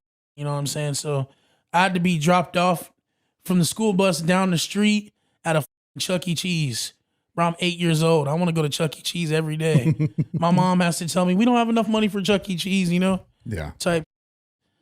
And yeah, man, that was hard. And don't get me wrong, guys. I don't mean to laugh, but some of the shit he's saying is just it's so fucking unironically funny that I can't hold it in. Living in like motels and just my mom just trying to figure it out. But no matter what we was going through, my mom always made sure that I had some slither of luxury. You know, whether that be we living in the shelter, but at least I have a Game Boy, you know? Yeah. We're living in a hotel, but at least for Christmas, I got a Xbox. You know what I'm saying? Like my mom always made sure that there was one thing that I wanted that I had, no matter what. What games were you into? You ever played Pokemon? Pokemon? You ever played that on the Game Boy? Nah. Oh my God. I'm a demon, bro. I literally just found out I'm a demon. When Bradley said you ever played Pokemon, I was like, played Pokemon? He's gonna catch himself? Homie, Snorlax. We got the real life Snorlax on the screen. Sonic. Okay. Is that too much, babe? Mario, I think. And then like on the Xbox, I was playing like Army of Two. Okay. You play games now? Yeah. I'm a huge gamer. That's why I asked. Yeah, man. I just play Fortnite. And that's it. No. Like, hey, listen, man. Like, listen. I'm about to get canceled. When I was 19 and I got really good at it, and it's like an abusive relationship. You know, I keep getting my beat, but I keep going back because it's all I know. It's all I know. It's so fun, man. Have you played OG yet, or you haven't had time? Because it just came out like 2 days ago. I haven't really had time to play it yet. Yeah. But yeah, I can't wait. All right, guys, quick interruption for the podcast. Transcend Company. So a lot of people message me and ask me really often about like the supplements and stuff that I take. Lately, I've been really Okay, we're not watching ad copy. DC 157, and I've gotten all this stuff from Transcend. Real full name is Davion Blessing. And my mom, I'm the only one in my family with the name Blessing. My mom named me that because there was complications with my birth. Almost didn't make it. Some Lifetime movie network boy, she told me. But nah. So yeah, I've always had a relationship with God. Sometimes I'll stray away from his word, but we get locked back in all the time. Yeah. What has being in the music industry taught you about yourself that you didn't know prior? I'm sorry, guys, but once I saw the ashy fucking knuckles and hands, I can't fucking stop staring at this shit. I don't really like unprofessionalism. His hands are super ashy. That would be something that I would have an issue with, but yeah, man. You would think he's that fat, he'd be sweating a little bit, and the sweat would fucking roll down onto the hands and keep it moist. But that shit looks ashy as hell. This shit's unprofessional and ghetto as the music industry. Yeah, bro. And babe, do you saw he's on baby? He's on oxygen. Like, why are you guys so ghetto? You know, like you talking about the owner? But on the fucking podcast, he's on oxygen. If I show up to an event, you guys give me a time, and I'll show up on time, and they're still, we just got to set these things up, and then the start time isn't like 3 hours to when I originally got there. That's unprofessional and ghetto. You know what I'm saying? And now I don't show up anywhere on time. Because every time I do, it's like, bro, I'm waiting 3 hours. That's why I didn't show up here on time, man. We were waiting. I'm sorry. No, you're good. I'm sorry. Good. But nah, man, like seriously, like I'm like, fuck it, bro. I'm not gonna show up on time if motherfucker is not ready. So it's funny because I have the exact inverse experience because I'm always on time when it comes to this stuff. Yeah. And anytime I have a rapper on, they're always late. Yeah. Hey, well, that's just black people, man. Like real. Bro, and that's why I always think I'm like, bro. I hate when they use that. This is black people shit. So they'll give us an original time. And then they have damn, TTD, don't say that, man. Like I got here at the TTD coming in clutch saying it might be mold. Man, I didn't want to fucking think about that, bro. And you know how when people are really fat like that, they start getting like the sores and shit between the rolls, and they have to like lift them up and like wipe them down and shit, and the skin just breaks so easily because of the fucking fat. Actual start time. My girlfriend's in the backstage. She's about to throw up. He was like, man, that nigga ain't gonna be here on time, man. So yeah, bro. You're like 80% true. 80% accurate. What do you having the most fun with? Because dude, I feel bad because you struggle with the air, all this kind of. I only need it when I'm moving around. You know, I don't need it right now. But if I take it off, oh, he's a phony. You know, I just gonna keep it on. But yeah, I only need. No, this you shit. weren't phony. You could tell like what you had done prior. Like you didn't necessarily need it, but none of it feels phony to me. Yeah, bro. People were saying that was like a publicity stunt. I'm not gonna lie. Shit. I thought when I saw it, I was like, that's genius. I but mean, it's yeah, not. but it's my life, bro. You know, I'm 100% putting my life on display for the people. Yeah. And once again, it comes with people trying to shame me. Bro, do you know how many like Hey, my girlfriend's back there saying she's body shaming, but I think that sometimes you gotta body shame, man. I never know that guys like this guy, you need to body shame them because otherwise they're just gonna fucking go wild. I didn't think I was gonna ever perform. But then I seen you perform and you have oxygen where you gave me hope. You know what I'm saying? Yeah. That's the shit I'll focus on. Yeah. On people with disabilities looking at me like I'm their man. Example, Jesus, whatever you want to call. Homie said he's the fat Jesus. He's the 600-pound Jesus. Call it. I'm the disability. That's crazy. He said he's a disability. And I'm dying for their sin. That's crazy. You know how many like messages I got from kids with like disabilities that are like, bro, I make music. I never know that. I didn't think I was gonna ever perform. But then I seen you perform and you have oxygen where you gave me hope. You know what I'm saying? Yeah. That's the shit I'll focus on. Yeah. On people with disabilities looking at me like I'm their man. Example, Jesus, whatever you want to call it. Yeah. I'm the disability Jesus. You know what I'm saying? Yeah. And I'm dying for their sins. Homie said I'm dying for their sins. That's dark, bro. I ain't even gonna laugh at that. That's too fucking dark. Well, we don't want to see you die, bro. Well, I don't mean necessarily, but TTD says, you think there's some mental issue behind his obesity? 100%, bro. I mean, he said he had a rough childhood. I feel like it's a combination of things, probably. He had a rough childhood, single mother. He probably found comfort in food. And all that stuff adds up, man. A lot of the things that you do as an adult stem from behaviors you began as a child. So I would say, yeah, definitely. Definitely. There ain't no way that this is just normal, just eating. I mean, like, dying metaphorically, as in I'm taking the arrows for this. You know what I'm saying? Yeah. Like, oh, he's performing within sitting down with an oxygen tank. I'm taking those arrows to the back. And then Bailey, my girlfriend, says, lol, people body shame skinny people all the time and no one even bats an eye. But as soon as there's an overweight person, it's bullying. Makes sense. Back. Yeah. Bro, next year there's going to be some kid at Juice I agree. with polio. You know what I'm saying? With crutches. You know what I mean? Like, what I'm doing is really opening it up and showing people that, bro, it doesn't matter what you got going on. You can really make this shit happen. Yeah. You know what I'm saying? I respect the fuck out of it. So, I honestly I would love to see, I'd love to see you get healthier though overall. Yeah, obviously, you know, that's something that I'm working on. You know what I'm saying? And I promise there will be results. Yeah. I promise. And yeah, bro, like I said, bro, it's just like what I did, bro. A lot of people were proud of me. I had my mom there, my grandma, my sister. You know, I had a little with me, you see her? Yeah, no, I see. Yeah, bro. Dude, oh my God. I can't believe he brought up the girl that was with him. That girl's a hoe.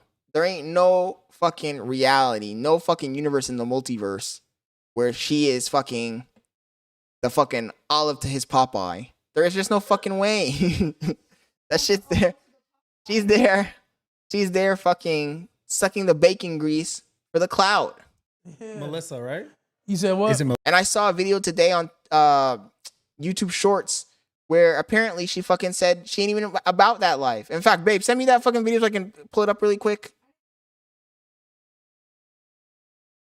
But where'd you send me it? On Instagram? Okay, I'll check it out. I'll pull it up in a second so these guys can see what I'm talking about.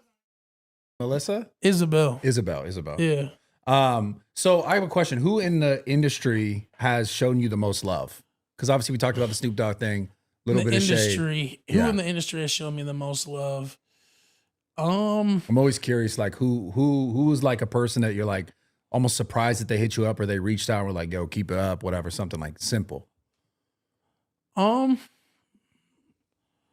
want to say there's a lot of people. There's a few people that come to mind, but there's a lot of people in Chief Keef's camp. You know Chief Keef, right? Yeah, of course. Like a lot of people that work around him that have shown me a lot of love. You know, they've just put plays together for me. Allowed me to use their studio. Just giving me advice. A lot of, and then also Little Yachty's artist DC2 True. Yeah.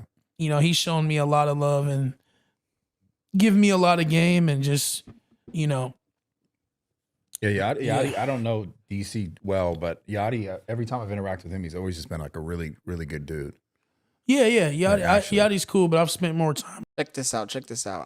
My girl sent me this today, ironically. With this guy's girl. Let's see if I can pull it up really quick here. This guy's girl was talking crazy about him. I even need to sign in to show this. Don't.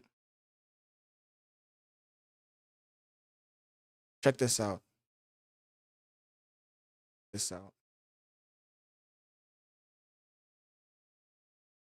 So my girl sent me this today. This is David Blunt's. This is the girl he's supposedly dating. And somebody fucking slid into her DMs. God damn it, it's doing this fucking thing. I just fucking pulled this image up without having to sign in. I hate Facebook sometimes. No, fuck it.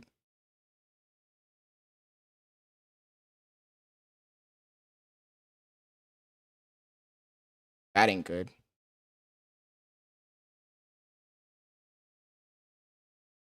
That ain't good at all.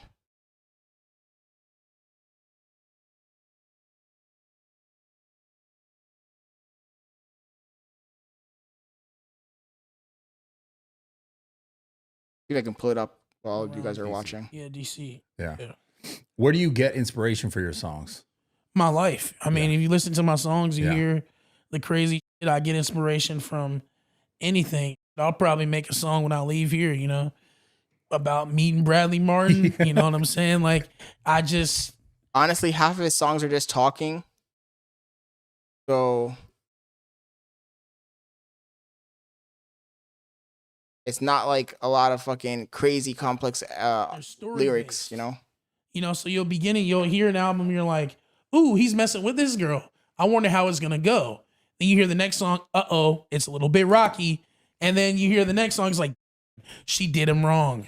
Yeah. You So know what is I'm it saying? by design then, or is it's just what happens and you just talk about it? It's just what happens. I'm crafting the story as it's going. Because my life, I figured out at a young age that my life has played out like a movie. You know what I'm saying? It's been insane. So with knowing that, I'm like, all right, I'm just gonna document this in music form. So hey. Okay, that was annoying, but I finally got it. I was able to pull it up here. So somebody slid into his girl's DMs, right? Asking her what she thought about this whole situation. And this was her response. They said, "You can't seriously be fucking with him, right? Please, I just wanted to get on stage." That's crazy. That's fucking crazy. If this is legit and it's not just fucking some fucking clout chaser making this shit up, that's fucking crazy. But at the same time, it's obvious, man. Isabel's pretty cool. Then Isabel does something like, ooh, I don't know about Isabel. And then that's all I got so far is just, I don't know about Isabel. Yeah. What's going to happen next? Let's see what she does. Yeah. You know what I'm saying? So do you think that... Unfortunately, the cold, hard truth is that she's fucking using him. Girls like do the clout chase on you or what? I mean, because you start posting them and they're like trying to get some followers and they like that kind of shit. Yeah, bro. I mean, bro, anybody to tell you, bro, I'm quick to turn up. Yeah. You know what I'm saying? It's just what I do, I do it for I do it for my friends. You know, I'm somebody who naturally wants to be a provider. You know what I'm saying? I like to put my niggas on, put my on. So shit, You don't bro. care. You don't care. Okay. I mean, Homie said he likes to be a provider. That's crazy. in the moment, I don't care, but when it's all you over say, and babe? they like me over, then I'm like, My girlfriend said that's a sugar daddy. Then you got a song though. yeah, Yeah. I got a song out of it. Hell there you yeah. go. Hell So, yeah. what was your biggest heartbreak then, Madison? Madison was a pretty big heartbreak, but I gotta say it was probably Solar. Solar? Yeah. I haven't heard about her. Yeah, no, she was man, you know Discord? Yeah, of course, yeah. I met her through Discord. That is crazy. Yeah. That's crazy. Yeah, so my friend had a server. This is when I first started blowing up. My friend had a server, and I was known for coming in that server and just like taking all the girls away, just like taking all the girls from niggas in there. Like, I'll be like, yo, what's up? Like, follow me on Instagram. This is some 2024, 25. Yeah, Bro, This yeah. is some internet. So they see my Instagram. I got all the followers, you know. And they just flocking to me immediately. It gets to the point to where every time I come in the server, niggas is like, no, you're not gonna talk to her, bro. No, they talking over me. And I see Solar, and I'm like, bro, this is the most beautiful girl I've ever seen in my life. Like, I gotta talk to her. And then, so they're talking over me, yelling. I'm just like, hey, Solar, send me your number. Send me your number. That's crazy. And I leave 30 minutes later, she sent me her number. Okay. At least homie's confident. Go bad. Bro. Or kind of go confident. bad? Let me tell you, man. So look, I'm immediately talking to her. I find out her living situation isn't the best. You know, she's Let me guess. She hit him with the, I don't know how I'm gonna afford my rent this month.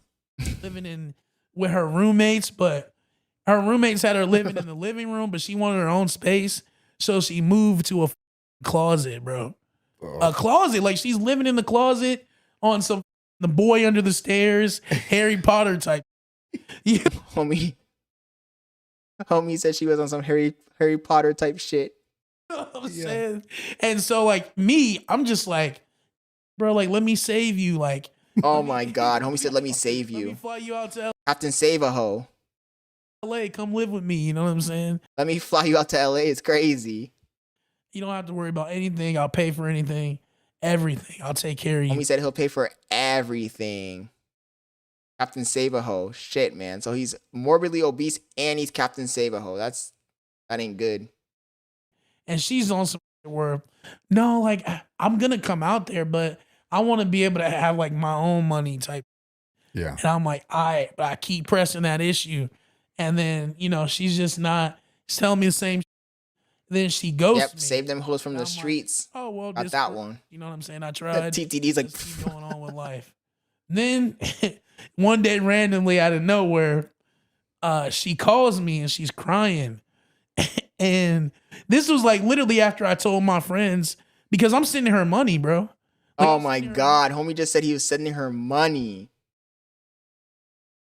This guy is like, look, say what you want. When he's super obese, I was like, man, well, this guy's super obese.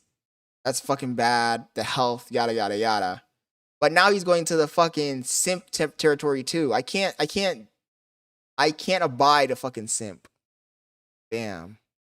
Money to like, yeah, man. I was Bradley's like, what? Yeah, bro, I had just got the bread, bro. Some like, simp it is, you know, it is. It's some simp. I'm sending her bread for like, you know, groceries or like whatever she needs, and yeah, man. This guy's a quick lick. So I had just told my friends, like, bro, I'm done with this girl. Like, I'm done. She goes to me, it's over. And then she calls me, and she's like, my roommates kicked me out. I have nowhere to go. And like it's on speakerphone, and I'm like, oh, let me go to my room real quick. And my manager was like, hey, we heard that, gang. We heard what she said. I'm like, all right, bro, chill. So I'm talking to her. I'm like, all right, you ready to come out here? You ready to come out here then? She's like, well, I really have. Imagine being in such a fucking devastated state that you're willing to be used, abused, do whatever it takes to have another fucking person like you. That's the situation this guy's in, and I feel kind of bad about it. At this point, I mean, reacting to him at first, it was all fun and games. The fat thing, that's on you, homie. But this is a different level of fucking sadness, man. Like, this guy needs guidance, bro. This is what happens when you grow up without a father. So, bro, I brought out or any fucking male fucking influence. Weed, bro. I spent like, what was that, gang? Like, what, 800 on weed? Like, homie said he spent 800 on weed. Man, but for the girl. Homie's a trick. 1,000 on weed for her. 1,000 on weed, he said. Touched down, bro. But she touched down. I had the weed ready. A whole bunch that she liked. Care package for real. Little care package, yeah. And so got it at drop. The sad thing is he's on here like telling all this shit to the internet, laughing about it and shit, but this shit it ain't the flex you think it is, bro. Hell yeah. So she gets there, everything's going good, and then she just like maybe a week later, bro, she just starts being like disrespectful to the house. Like, bro, it's three dudes living there, and she's a girl, you know what I'm saying? Yeah. It's like naturally as a girl, you know, she's not working, she's not contributing anything. She could at least clean some shit up. Yeah, you know what I'm saying? cook some. Yeah, or cook some. Yeah. Which, hey, man, I'm not saying that she had to. I'm saying that's the least she can do because she's doing nothing. Yeah. So, you know what I've always found interesting? That when a guy is a simp, like when a guy is unlocked all hours throughout. When a guy is a major fucking simp, he will fucking tell other people the story of his fucking simping escapades as a flex. And they don't realize how delusional and crazy it sounds. They'll say stuff like, oh, I was in a relationship. You're not in a relationship with this girl, bro. You're being used. You're being used and exploited for your fucking clout and money. That's not a flex. Random people come pick her up. And me, I'm just such a simp. I'm like, yeah, man, listen, you know, she's doing what she's doing. And my friends is like, bro, she's out there. I'm like, we don't know that for sure. Homie said his friend says she's out there fucking. He's like, we don't know that for sure. What do you think she's doing, bro? Do you think she's just going out to have fun with the boys? Jesus Christ. I can't even do the Andrew Tate impression. Where Andrew Tate's like, do you think she's just out there having fun and not having sex with other guys? She's thinking about you. We don't know that for sure. She's getting her cheeks clapped. We didn't know that for sure. Okay. You know what I'm saying? To this day, I still don't know. Oh my God. He said to this day, I still don't know, and it keeps me up at night. The delusion, man. The level of fucking delusion is crazy. Yo, stop. I'll Joe. But, bro, she's definitely there doing dirt, bro. Yeah, bro. So, like, then.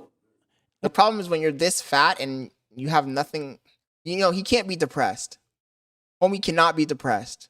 So he has to make everything a joke. That's why most of the time when you meet these people that are morbidly obese, they're super jolly. You go to like some fucking, you know, the fucking meme, like the fucking village jolly guy, and he's like super fat. It's because that person can't be depressed, man. They already have everything. The only thing that they can have left, the only thing they have to hold on to is their humor.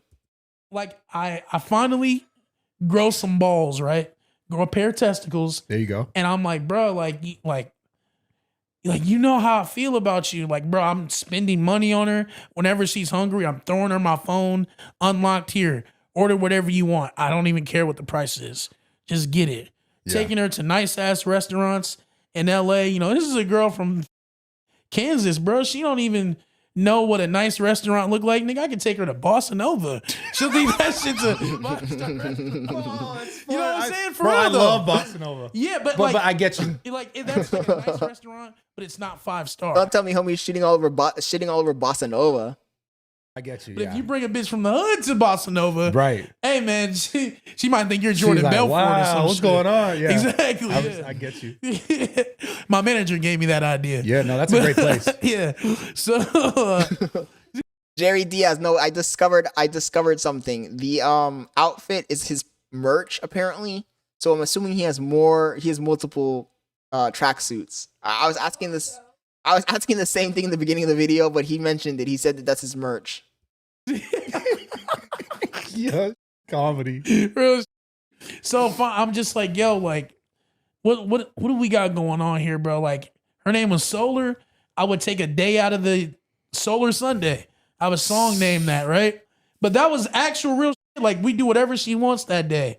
I'm making it all about her, buying her whatever she wants, all that. And then finally, I'm just like, bro, like, what's going on? Like I'm trying to be with you. What's going on? Like, you out Don't worry, I just discovered that as well because I was wondering the exact same thing in the beginning of the stream.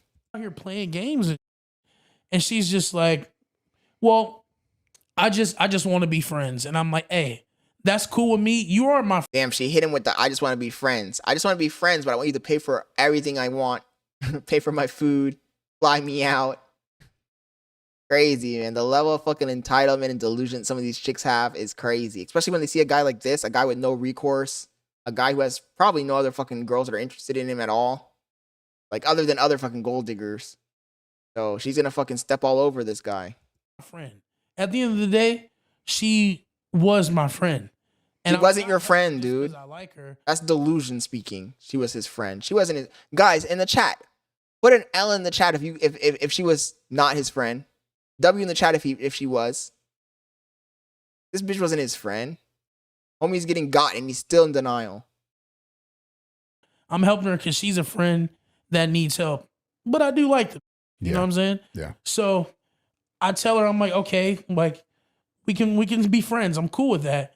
But as far as me going playing the role of her boyfriend, I'm not gonna do that, bro. Like, I'll buy you the necessities that you need, like, as a girl. Girls need certain. Ain't no fucking way.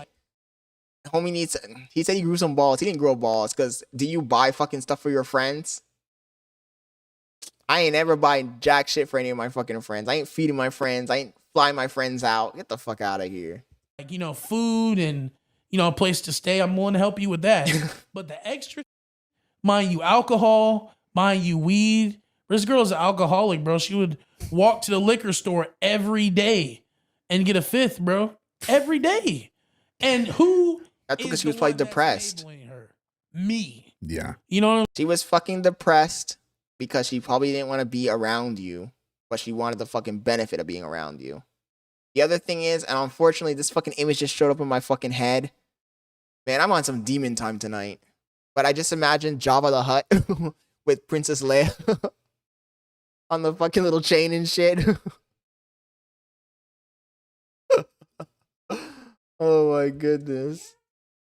I want some demon time tonight, man. I'm saying, like, we're not helping each other. She's I don't know. I just came to my imagination when he said that shit. Shaking at 3 a.m, giving me plates and shit. It's like, bro, there's no, like, we're enabling each other. You know what I'm saying? It's not good. We're toxic for each other, for real. And wait, what the fuck did he just say? One that's enabling her. Me. Yeah. You know what I'm saying? Like, we're not helping each other. I'm buying her alcohol. She's like frying chicken at 3 a.m, giving me plates and shit. It's like, bro.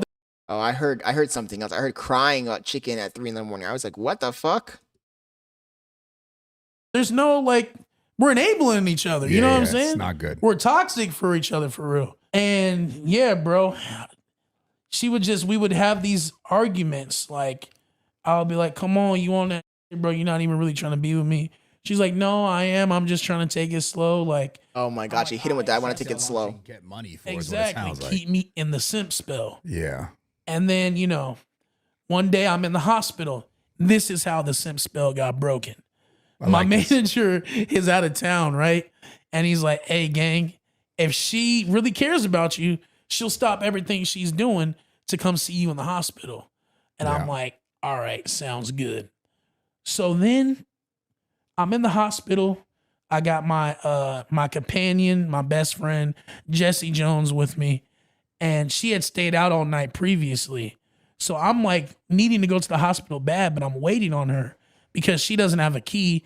I don't want to lock her out of the house.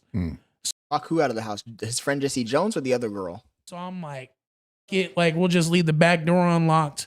I texted her. I said, yo, I left the back door unlocked. I'm going to the hospital. She doesn't respond. Keep in mind, she's been out all night previously. When I text her, it's like 3 p.m. She's still not home. I get to the hospital. It's around like 6 or 7. She texts me. She's like, "Are you okay?" And I said, think about this. Homie flew her out from Kansas to LA. This bitch isn't even from LA. He flew her to LA. And she's out here popping bottles in the club until 3 a.m, partying, getting our back blown out. Like, that's some fucking disrespectful fucking shit. I ain't gonna lie. That's some disrespectful fucking shit. And homie fucking condoned all of this bullshit. "Oh, I'm in the hospital." "Oh, well, I hope you feel better." I hope you feel better. It's crazy. That's when I like, now the sim spell isn't broken, but it's cracking. It's cracking. You know, it's cracking. Homie said this. So I'm like, Homie said the sim spell isn't broken. It's cracking. That's crazy.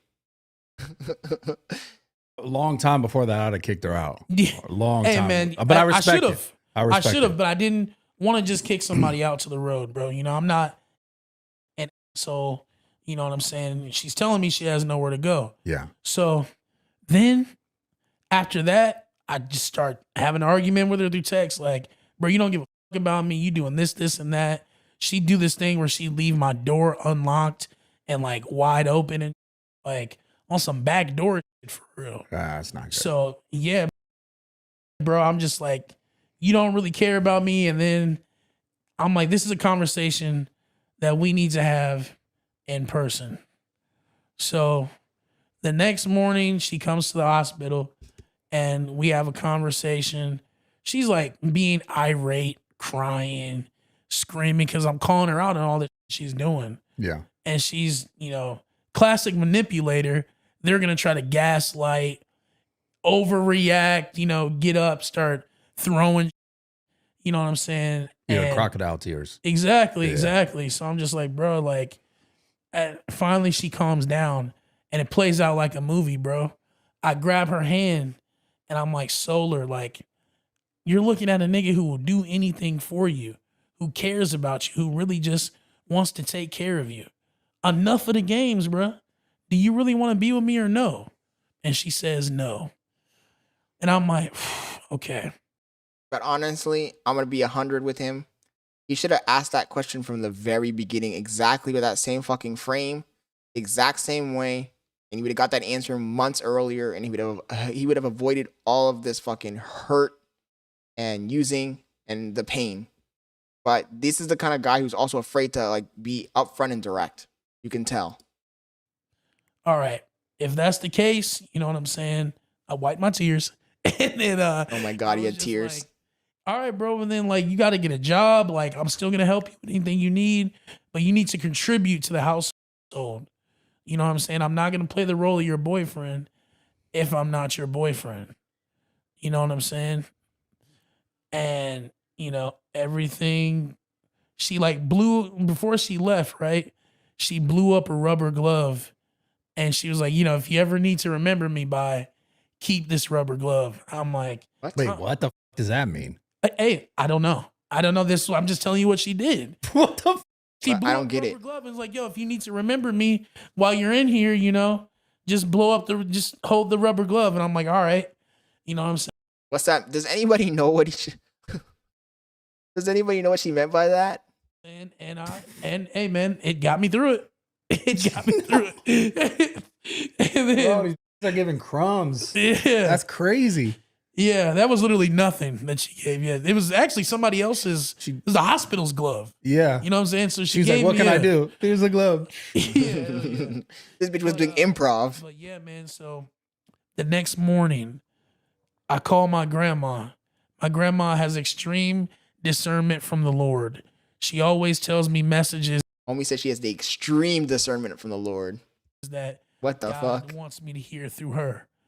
And when I listen to those messages, it always benefits my life. I tell my grandma about the Solar situation. Now, I told her when Solar and the grandma said, boy, get rid of that damn hoe. first came, right? And she's like, ooh, I don't know about that, baby. Keep an eye on her. Keep an eye on her. I don't know about that, baby, that whore. Situation, she was like, that girl is the devil, and you need her out of your house before you get out of the hospital. And I'm like, are you for real? And she's like, yeah. I'm like, bro, I can't do that. Like, what are you talking about? Like, I can't do that.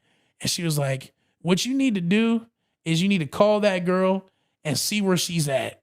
I'm like, she's at home. She's like, that girl ain't home. You know that. Call her. You know what's crazy? Being this much of a simp and you ain't even getting the cheeks. He said he wasn't even getting the cheeks. I don't understand how these guys get to this level of simpitude. He's simp maxing. Hangs up on me. That's the most gangster shit I've seen my grandma ever do. Homie said his grandma hung up on him. She said, get that bitch out of the house, and she hung up on him. That's crazy. Call her and then call me back. Hang up. I'm like, what the? She was serious. You know, she was serious. Yeah. So I call Solar, and you know that. Call her. Hangs up on me. That's the most gangster shit I seen my grandma ever do. You tell somebody, call her, and then call me back. Hang up. I'm like, what the? She was serious. You know, she was serious. Yeah. So I call Solar, and she answers, and I can tell that she just woke up.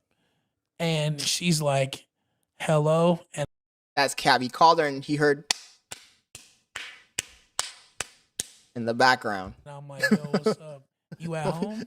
And I can see on the FaceTime that she's in a bathroom, but it's not my bathroom. Nah, bro. It's a dirty ass bathroom that's got the fan up there. He's like laughing his ass off, I bet. Bugs in it and I'm like, bro, that is not my bathroom. And so she hangs up. And then I'm like, what the f-? She texts me back talking about her phone died. And Oh my God. This is just a classic bull. Yeah. And then I'm like, and she's like, and I'm like, okay, are you at home? She says, no, I stepped out early. And I'm like, what do you mean early? It's like 8 a.m. So did you leave at 7, 6? And why are you leaving so early? Like, there's no way you found a job interview that quick. Oh, she found a job. She found plenty of jobs. Blow jobs, hand jobs. I guarantee this bitch had a job to do. Full 24 hours. Yeah. You know what I'm saying? So I'm just like, what the f-? Like, nah, this shit ain't sitting right with me. So I text her. I'm like, bro, you got to get the fuck out. Yeah. That's why I text her. I'm like, bro, I come home tomorrow. You got to be out of there by the time I get there. She's texting me freaking out saying I don't got nowhere to go and all that. Keep in mind, she would spend days at a time out. Yeah. So it's like she got somewhere to go. She's got somewhere to go for real. How do you fly somebody from a different state to fucking LA? Someone who's not even been to LA and they already have fucking people they're staying at. Homie. You gotta get your priorities straight first of all.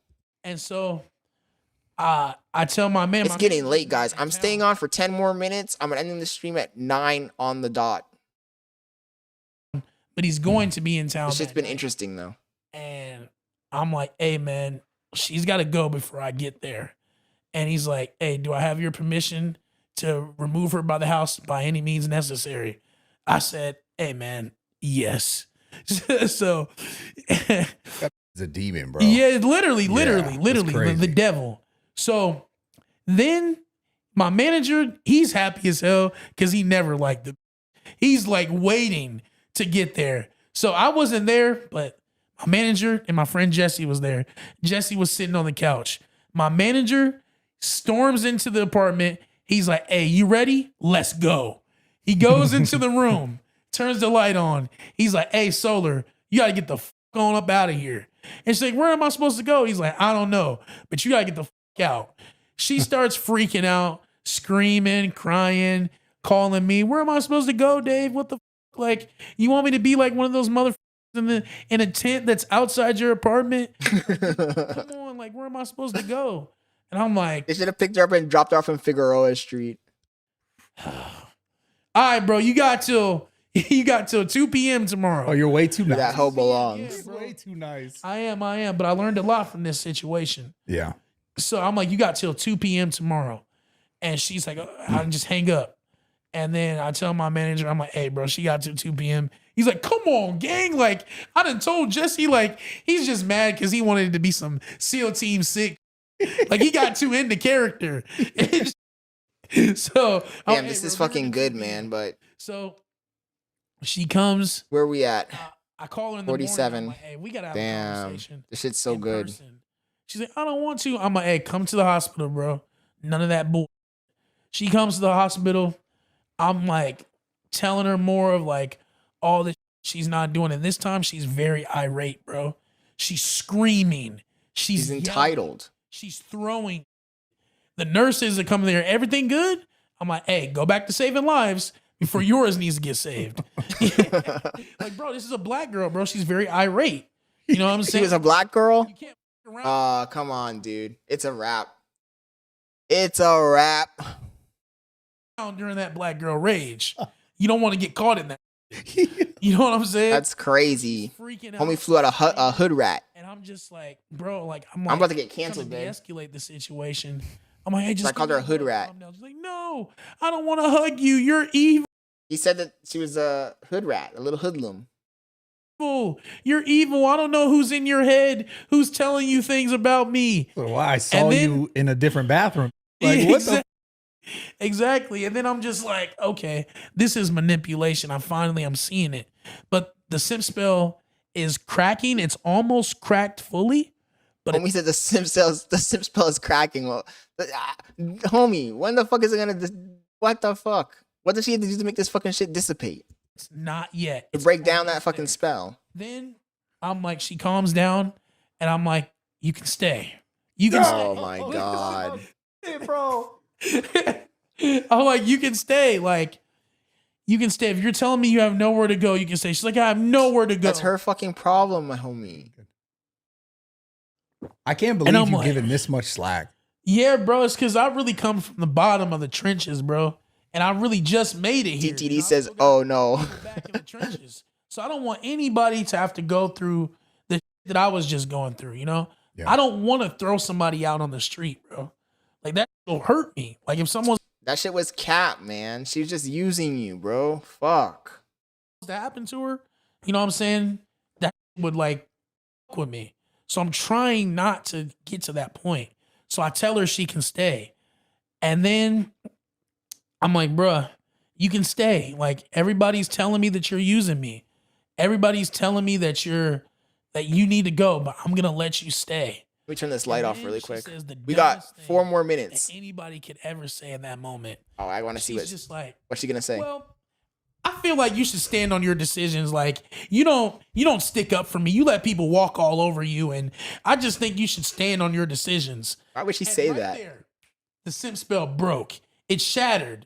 Like, I can see clearly now. I can see clearly now the rain has gone. The rain is gone. Type and I'm just like, you know what? You're right.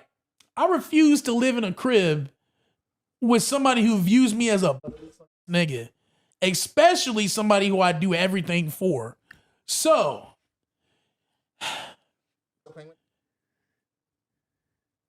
you have 30 days. What the? Come on. Homie said he gave her 30 days after that. I'm serious. No, you're This dead is the ass. real story. You're trolling. I'm not. This is the real story, No, bro. stop it. This is the real story. I've never told it. And people keep on asking me, what It's happened? extension after extension after extension. This is the real story. You hit her with like a layer. You got 30 days. Yeah, I'm like, you got 30 days to stay here. And then after that, you got to get the fuck on, whether you got somewhere to go or not. And so then Devon Thomas said, fake out Big Mo. Hey, you know, dude, I didn't even think about it. Fuck, he does look like Big Mo, right? From Fresh and Fit. she we crack a couple jokes. That's a good one, bro. She blows up another rubber glove and gives it to me. What the? And then The 2 things she gave you. Yeah. Rubber 2 things gloves. she gave me, rubber glove. And then she leaves and I call my manager and I'm like, yeah, bro, like I told her she could stay for 30 days. He's like, what the? Why did you do that? That's and then crazy. Jesse's in the background. Why did you do that, man? Come on, man. Oh, you're stupid. And I'm like, hey, calm down. We need to talk about this in person. So my manager comes to the hospital and he's like, hey, bro, like, she doesn't like me. She already hates you. She knows that she has 30 days to leave. She's gonna start fucking shit up. Backdoor us. She's gonna set us up to get robbed. and like she already leaves the doors unlocked. She already has random people pull up to our crib. Like, you can't trust her. Yeah. Like, she's going to set us up to get robbed. And if somebody comes in here, has guns to our head, and we're on the ground, I'm just gonna be looking at you, mean mugging you. He's on you. Yeah, he's like, this is. I mean, no cap. He kind of has a point there. On you, gang. This is on you. If anything happens to me, my family is gonna hate you. If anything happens to Jesse, his family is gonna hate you.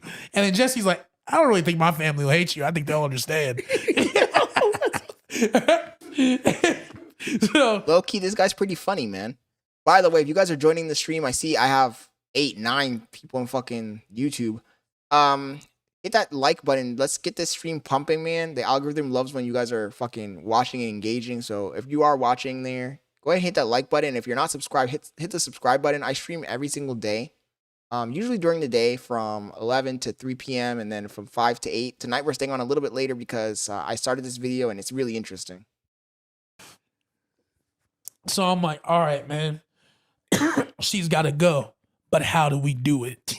Jesus, we're gonna do killer? Playing out like a movie for real, bro. Keep in mind, all this is going on while I'm in the hospital. I'm making executive decisions. And so how is it gonna go down? He's like, look, I'm gonna go back to the apartment. You're gonna call her and say, I want to tell you something, but I don't want them to hear it. Go out on the balcony. And when she's on the balcony, I'm gonna lock the door, pack her shit up, and it's gonna be in the front. And I'm like, all right. So he goes back to the apartment. He's like, bruh, like he goes to the 7-Eleven first. He's scared. He goes to the 7. All this to fucking evacuate this bitch from the premises is crazy. I gotta look this bitch up after this fucking stream. 7-Eleven first. He's like, I'm like, hey man, what's going on? Yeah, he's trying to kick the girl out, and getting something to drink. they've been like diddle daddling to do that. Like, bro, he's doing everything except they're scared, doing what needs to be done. So by the time he gets there, she's gone. Like, she is nowhere to be found. So he's like, all right, this is perfect. I'm just gonna pack her up, and then you have to text her and let her know her is on the balcony and she needs to go. And I'm like, all right. They pack her up, and then they put her on the balcony. And then I have to text her. I'm like, yo, you're on the balcony. Get it and leave. Don't make a scene. And of course, he's gonna make a scene. Natural woman nature, she made a scene. Yeah, of course. We knew this. Yeah. So she shows up to the back door. She's bamming on it. Let me in. Let me in. I'll beat the fuck out of y'all. Let me in. I have to look up this girl, man. And then she spam calling me, right?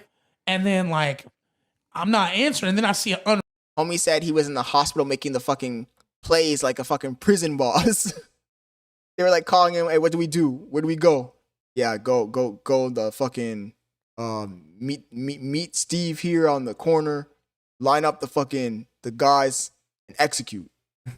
Homie said he was the big homie, he was the kingpin. The kingpin from Spider-Man. Unrecognizable number calling me. And I'm like, bro, something told me. I'm like, bro, I know this is not a nigga calling my phone, bro. But I already knew it was. I answered, I'm like, bro, what the fuck you want? It was He's her like, pimp. hey, bro, I'm not trying to be hostile, but I believe you should let her come back in for those 30 days, bro. You done flew this girl out. It was her pimp. She doesn't want to fuck you kicking her out. You on some Harvey Weinstein, bro. And I'm like, what the fuck? Like, bro, that's not even the case. Like, that's not why I'm kicking her out, bro. This is my friend. So even though she didn't want to be with me, I was still letting her stay with me. Yeah. Like, if that's the case, but was this the dude who was fucking her? I guess so. I don't know who this dude is. That's insane. I don't know who this dude is. So that was the nigga who's up laying in the bed when he clapping cheeks, telling her to call him. Hey, babe, call that fat fuck again. Ask him to cash app you $200 so we can fucking make my car payment and get something to eat. Yeah, babe, let me call him. Let me call this guy. Oh my god. Yeah, bro. I'm just like, bro, that's not even the case. That's not how it No worked fucking out. cap. He's like, yeah, bro, like we got all types of like recordings of you. And I'm like, man, you ain't got to hang up on him. And my manager is like, bro, if he calls back, add me to the line. Keep in mind, all this going down while I'm in the hospital. So he calls back. I add my manager to the line. And he's like, and we're just like, bro, if this is your friend and she's getting kicked out, why not take her in? You know what I'm saying? You trying to have some other dudes take her in. You just take her in. Because he's not the guy who takes her in, bro. That's not my problem. He's not the food guy. That's not his fucking profession. He's the guy who lays on pipe. He's the pipe guy.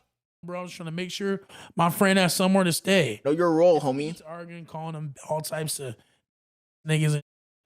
And he's just like, hey, what y'all want to do? Like, I can pull up. We can fight. I'll shoot that bitch up. I'll shoot that bitch up, bro. And my manager's like, come on, then. What you want to do? And so, bro, he pulls up. Homie said, I'll Swiss cheese your ass. Solar, a white dude, and the police. Ain't no way. What are you gonna do? What are you gonna get them to do? You threaten to shoot my house up, but you pull up with the police. That's you see what I'm insane. saying? That's a bitch move. That's some fed. That's like what the. So they tried to pull that squatters' rights. It didn't work. Yeah. So they just made her leave, but it's not over yet. Bro, what? Oh my God. He's making this story up. There ain't no way he's making this story up at this point. Right? I get out of the hospital. I'm feeling good. You know what I'm saying? Saying you're feeling good when you're 600 pounds is crazy. The that she was putting me through, like while she was there, the way that I'm getting through it is Stanley Santos says, rest in peace, Seti Boo. He looking down, shaking his head. I don't know who Seti Boo is, but I'm assuming he's some fucking rapper that's fat or something. Stop coming places with me, like to the studio. So I'm making these songs about her being not. You know what I'm saying? Yeah. And I can't play them out loud because she lives with me. So finally, I get the opportunity to play these songs. And I go on live and I'm previewing it. And I'm talking shit about her. And I'm like, after the live, I was like, I shouldn't have did that. Nah, you should have done that. Yeah. Yeah. I just felt bad. Like I didn't want, people to bash her. Like, even after all that, I didn't want people to bash her. So I try to clean it up, bro. Like I was walking around with, I call it the solar glove. Remember the glove I told you she gave me? Yeah. I was walking around with that glove. Like I couldn't let her go. This has to be fucking made up story, like, hey, man. Take that while you asleep. I'm like, bro, that might be the last thing you do. You try to mess with my solar glove. That's crazy. Homie said he was cuddled up with the fucking glove and shit. I was trying to, my fans was getting on her ass. They was like harassing her. And so I'm like, all right, I got to find a way for them not to harass her. So I take some pictures with me sadly looking at the glove. And I'm like, hey, Homie said, I can't put down the glove. I can't put down the glove. In Solar, our friendship is over. We decided to part ways amicably. We don't hate each other. We just need to better ourselves, not around each other. Don't turn her into the next Madison or Abigail and start hating on her. She then takes that post and puts it on her story. This mother is weird. Like, we're not friends. We'll never be friends. Like, he's weird. He kicked me out on some weird.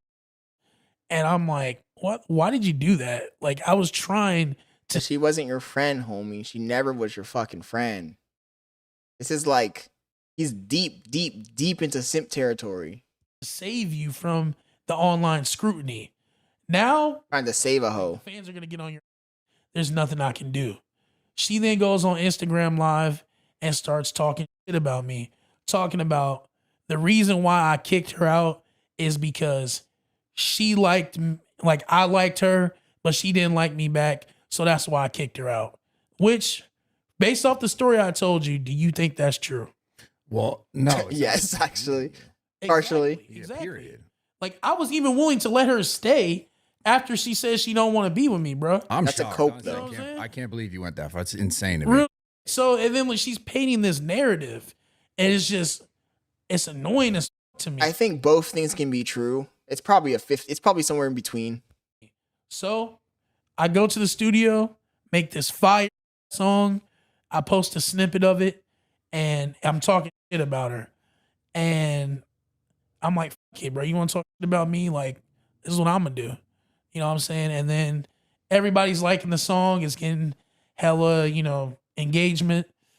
And then she messages me and she's like, yo, like, I have these recordings of you. Like, if you like keep on talking shit about me, I'm gonna post these recordings. But she's not telling me what they are. I'm just like, bro, what recordings? Like, I've never done anything wrong to you. So what are you talking about recordings?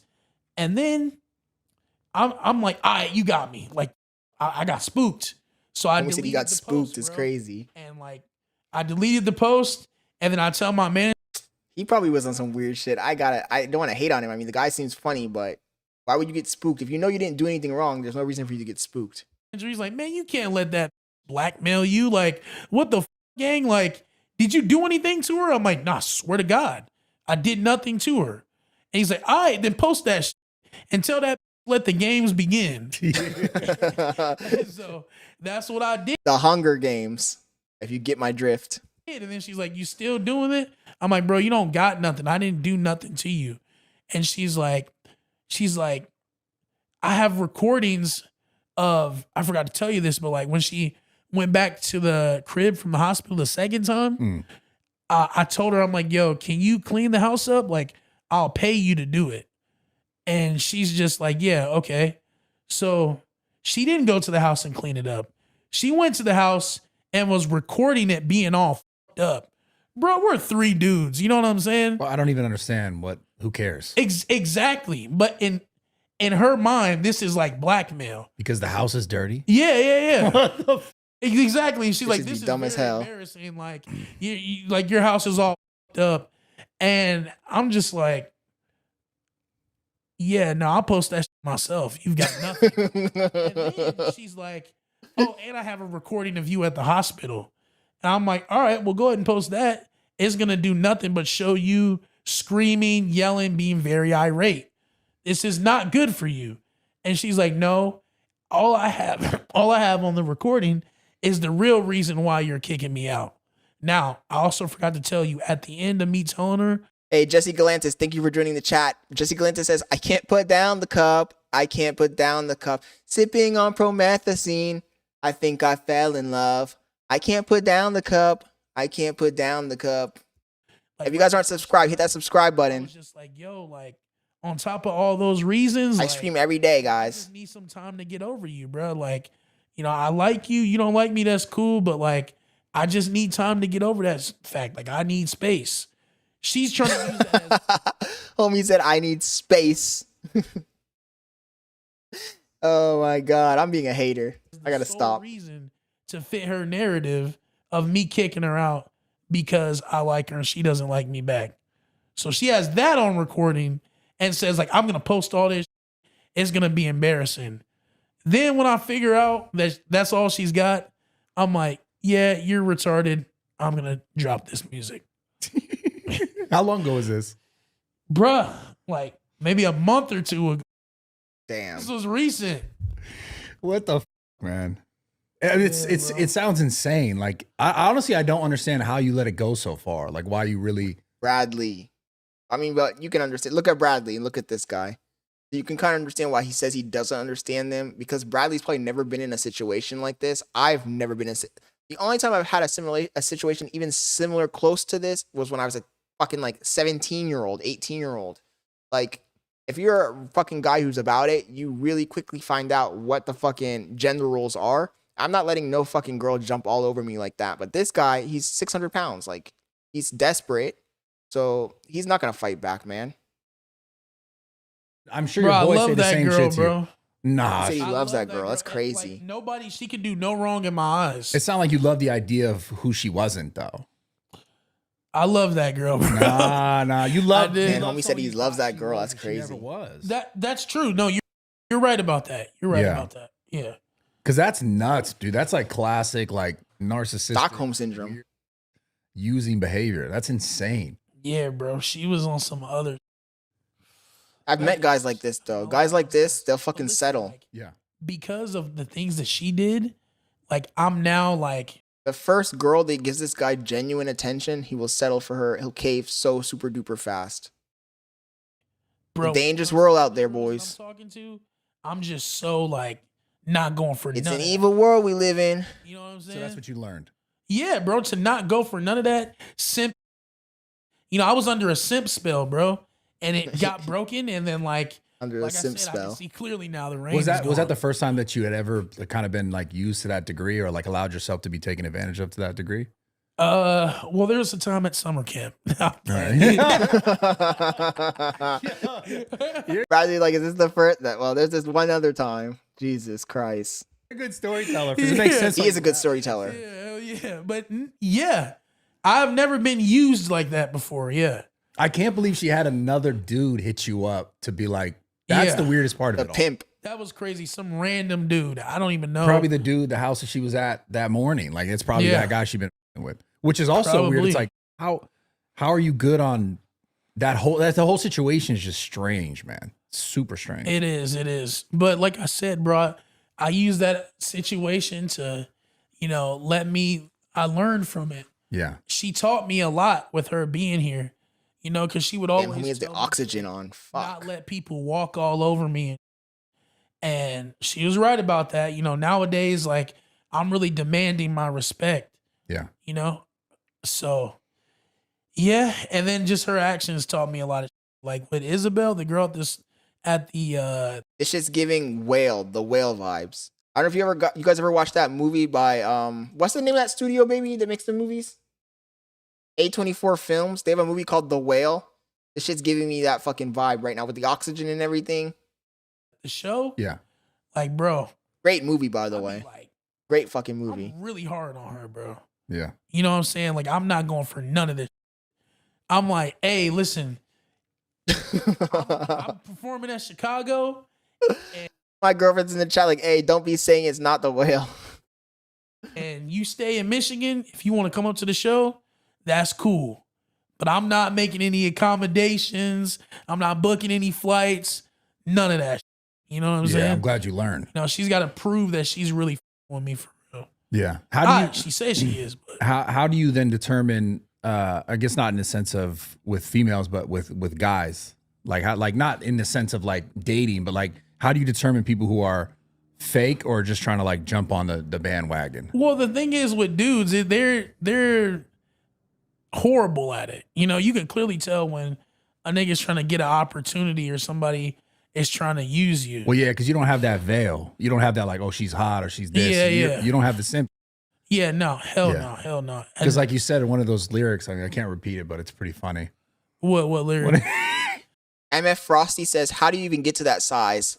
Like, that's got to be expensive. It definitely does. And unfortunately, this guy's now, he started to make real money. So I feel like if he doesn't get a fucking trainer or somebody who's fucking disciplining him, he might get even bigger. I love all my... And I don't mean his music career. Yeah, that's true, man. I mean, that is true. I'm not one of those, and I do love all my niggas. Yeah. I can't believe I saw that. It just like that goes viral so crazy on TikTok. On Twitter. Are you ever on Twitter? I go on Twitter to see what they got to say about me, and then I get off. Yeah, Twitter's nuts, bro. I hate Twitter. They love that line. Twitter. They do. They do. Love that Bro, line. Twitter usually has like a week where they He can't get bigger, he'll explode. or love me. It's like every other week it switches. Yeah, that's how it is though. It's a good platform though for like overall. I think because it allows. Twitter is not a good platform. I hate Twitter too. I never go on Twitter. I don't want to see fucking people getting killed, executed, their heads chopped off, shot up, porn, this rampant fucking all this crazy degeneracy. No, thank you. I'll pass. Allows people to just kind of say whatever, and like it seems like there's not as many consequences there as there are on every other platform where if you say certain things, it's like you're just gone. Yeah, they got like porn on there. Everything. That's trash though. Insane. Yeah. Yeah, I don't watch that. I have a question about like new projects. Do you have any like bigger artists that you're gonna have being features, or is there anything exciting coming up in that? Yeah, I mean, I got a lot of. I'm working on my new project currently. Yeah, I consider myself to be an album artist. So this album, my albums are about what's going on in my life at the time. Yeah.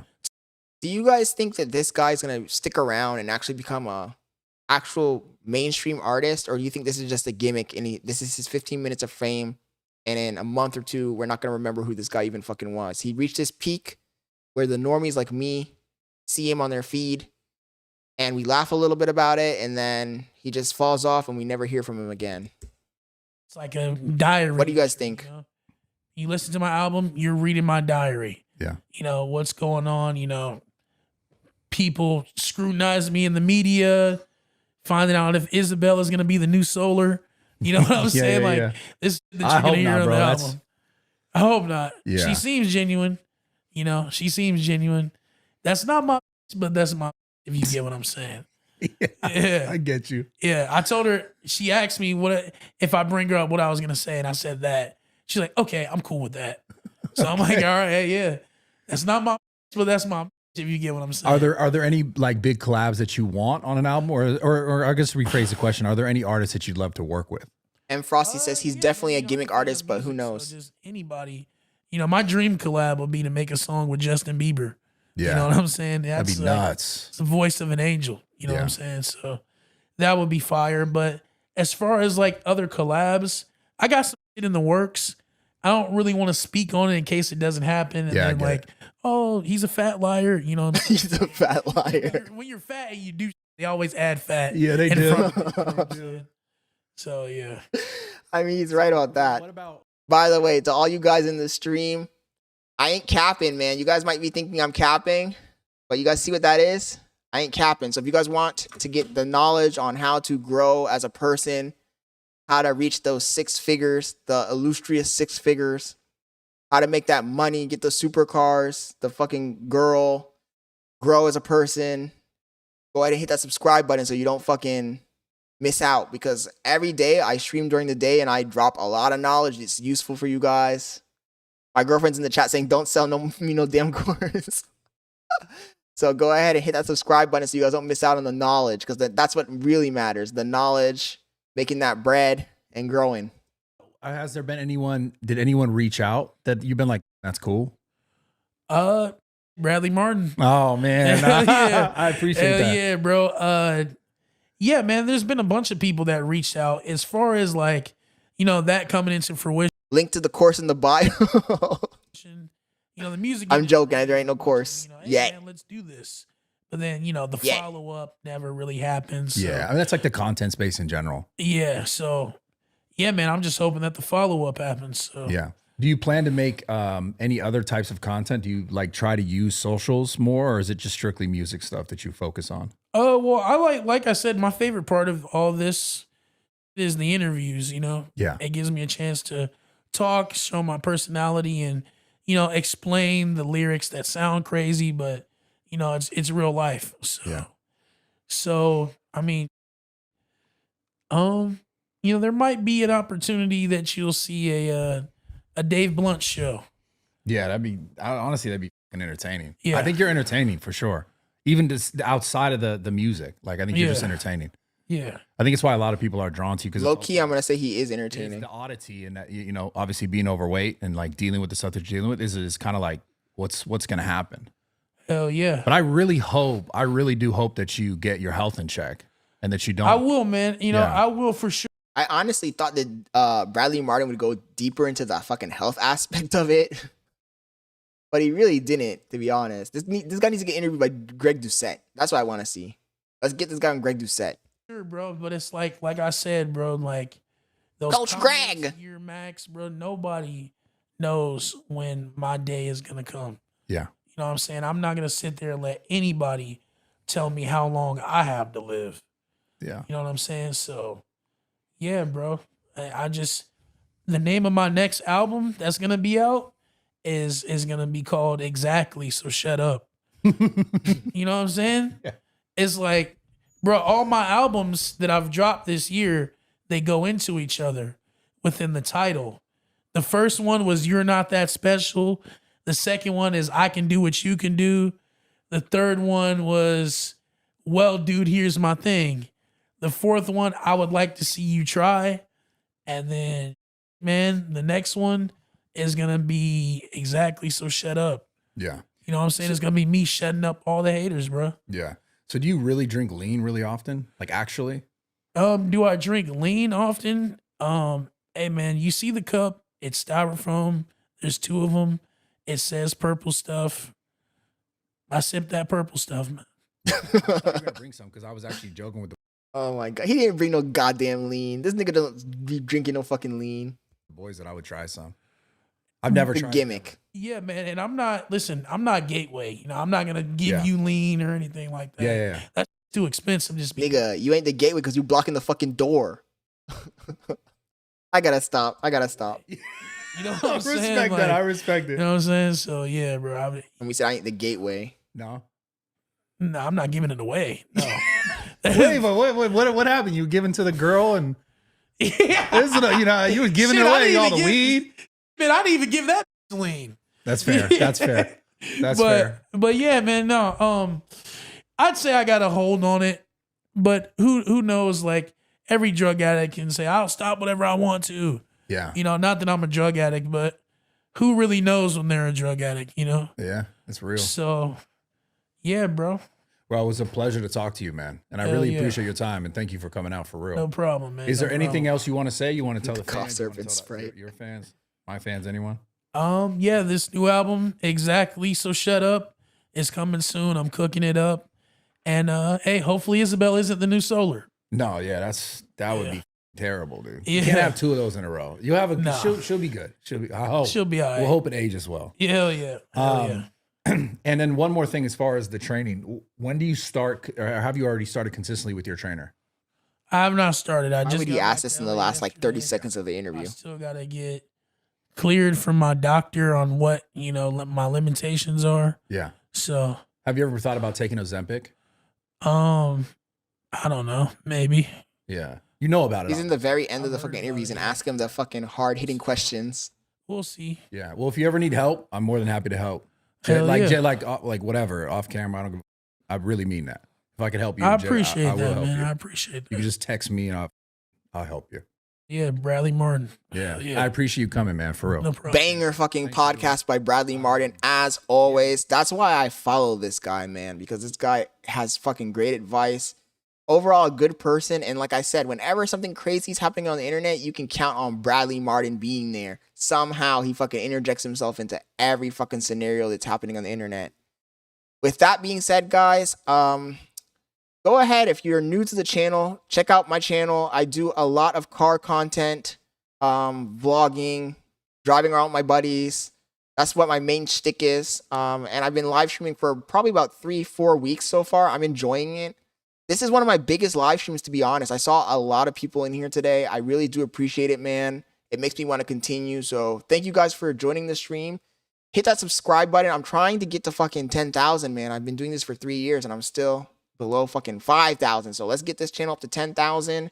If you guys want to learn how to get a fucking supercar, how to make money, subscribe, because I do fucking drop a lot of information every single day on how to do that. And also check out the merch, man. If you guys want to get some merch, the website is carbuda.com. Carbuda.com. We have, if you're into cars, into fucking supercars, we have merch there. Any design you want, I can fucking create. So if you have a custom design, fucking just drop me a fucking DM and I will make it for you. I'll make the design for you. I'll get the shirt for you in less than a week. So just feel free to check out the website, check out the designs. Like I said, I appreciate all of you guys for joining the stream. I'm going to call it a night. And you guys catch me in the next one. I'm out.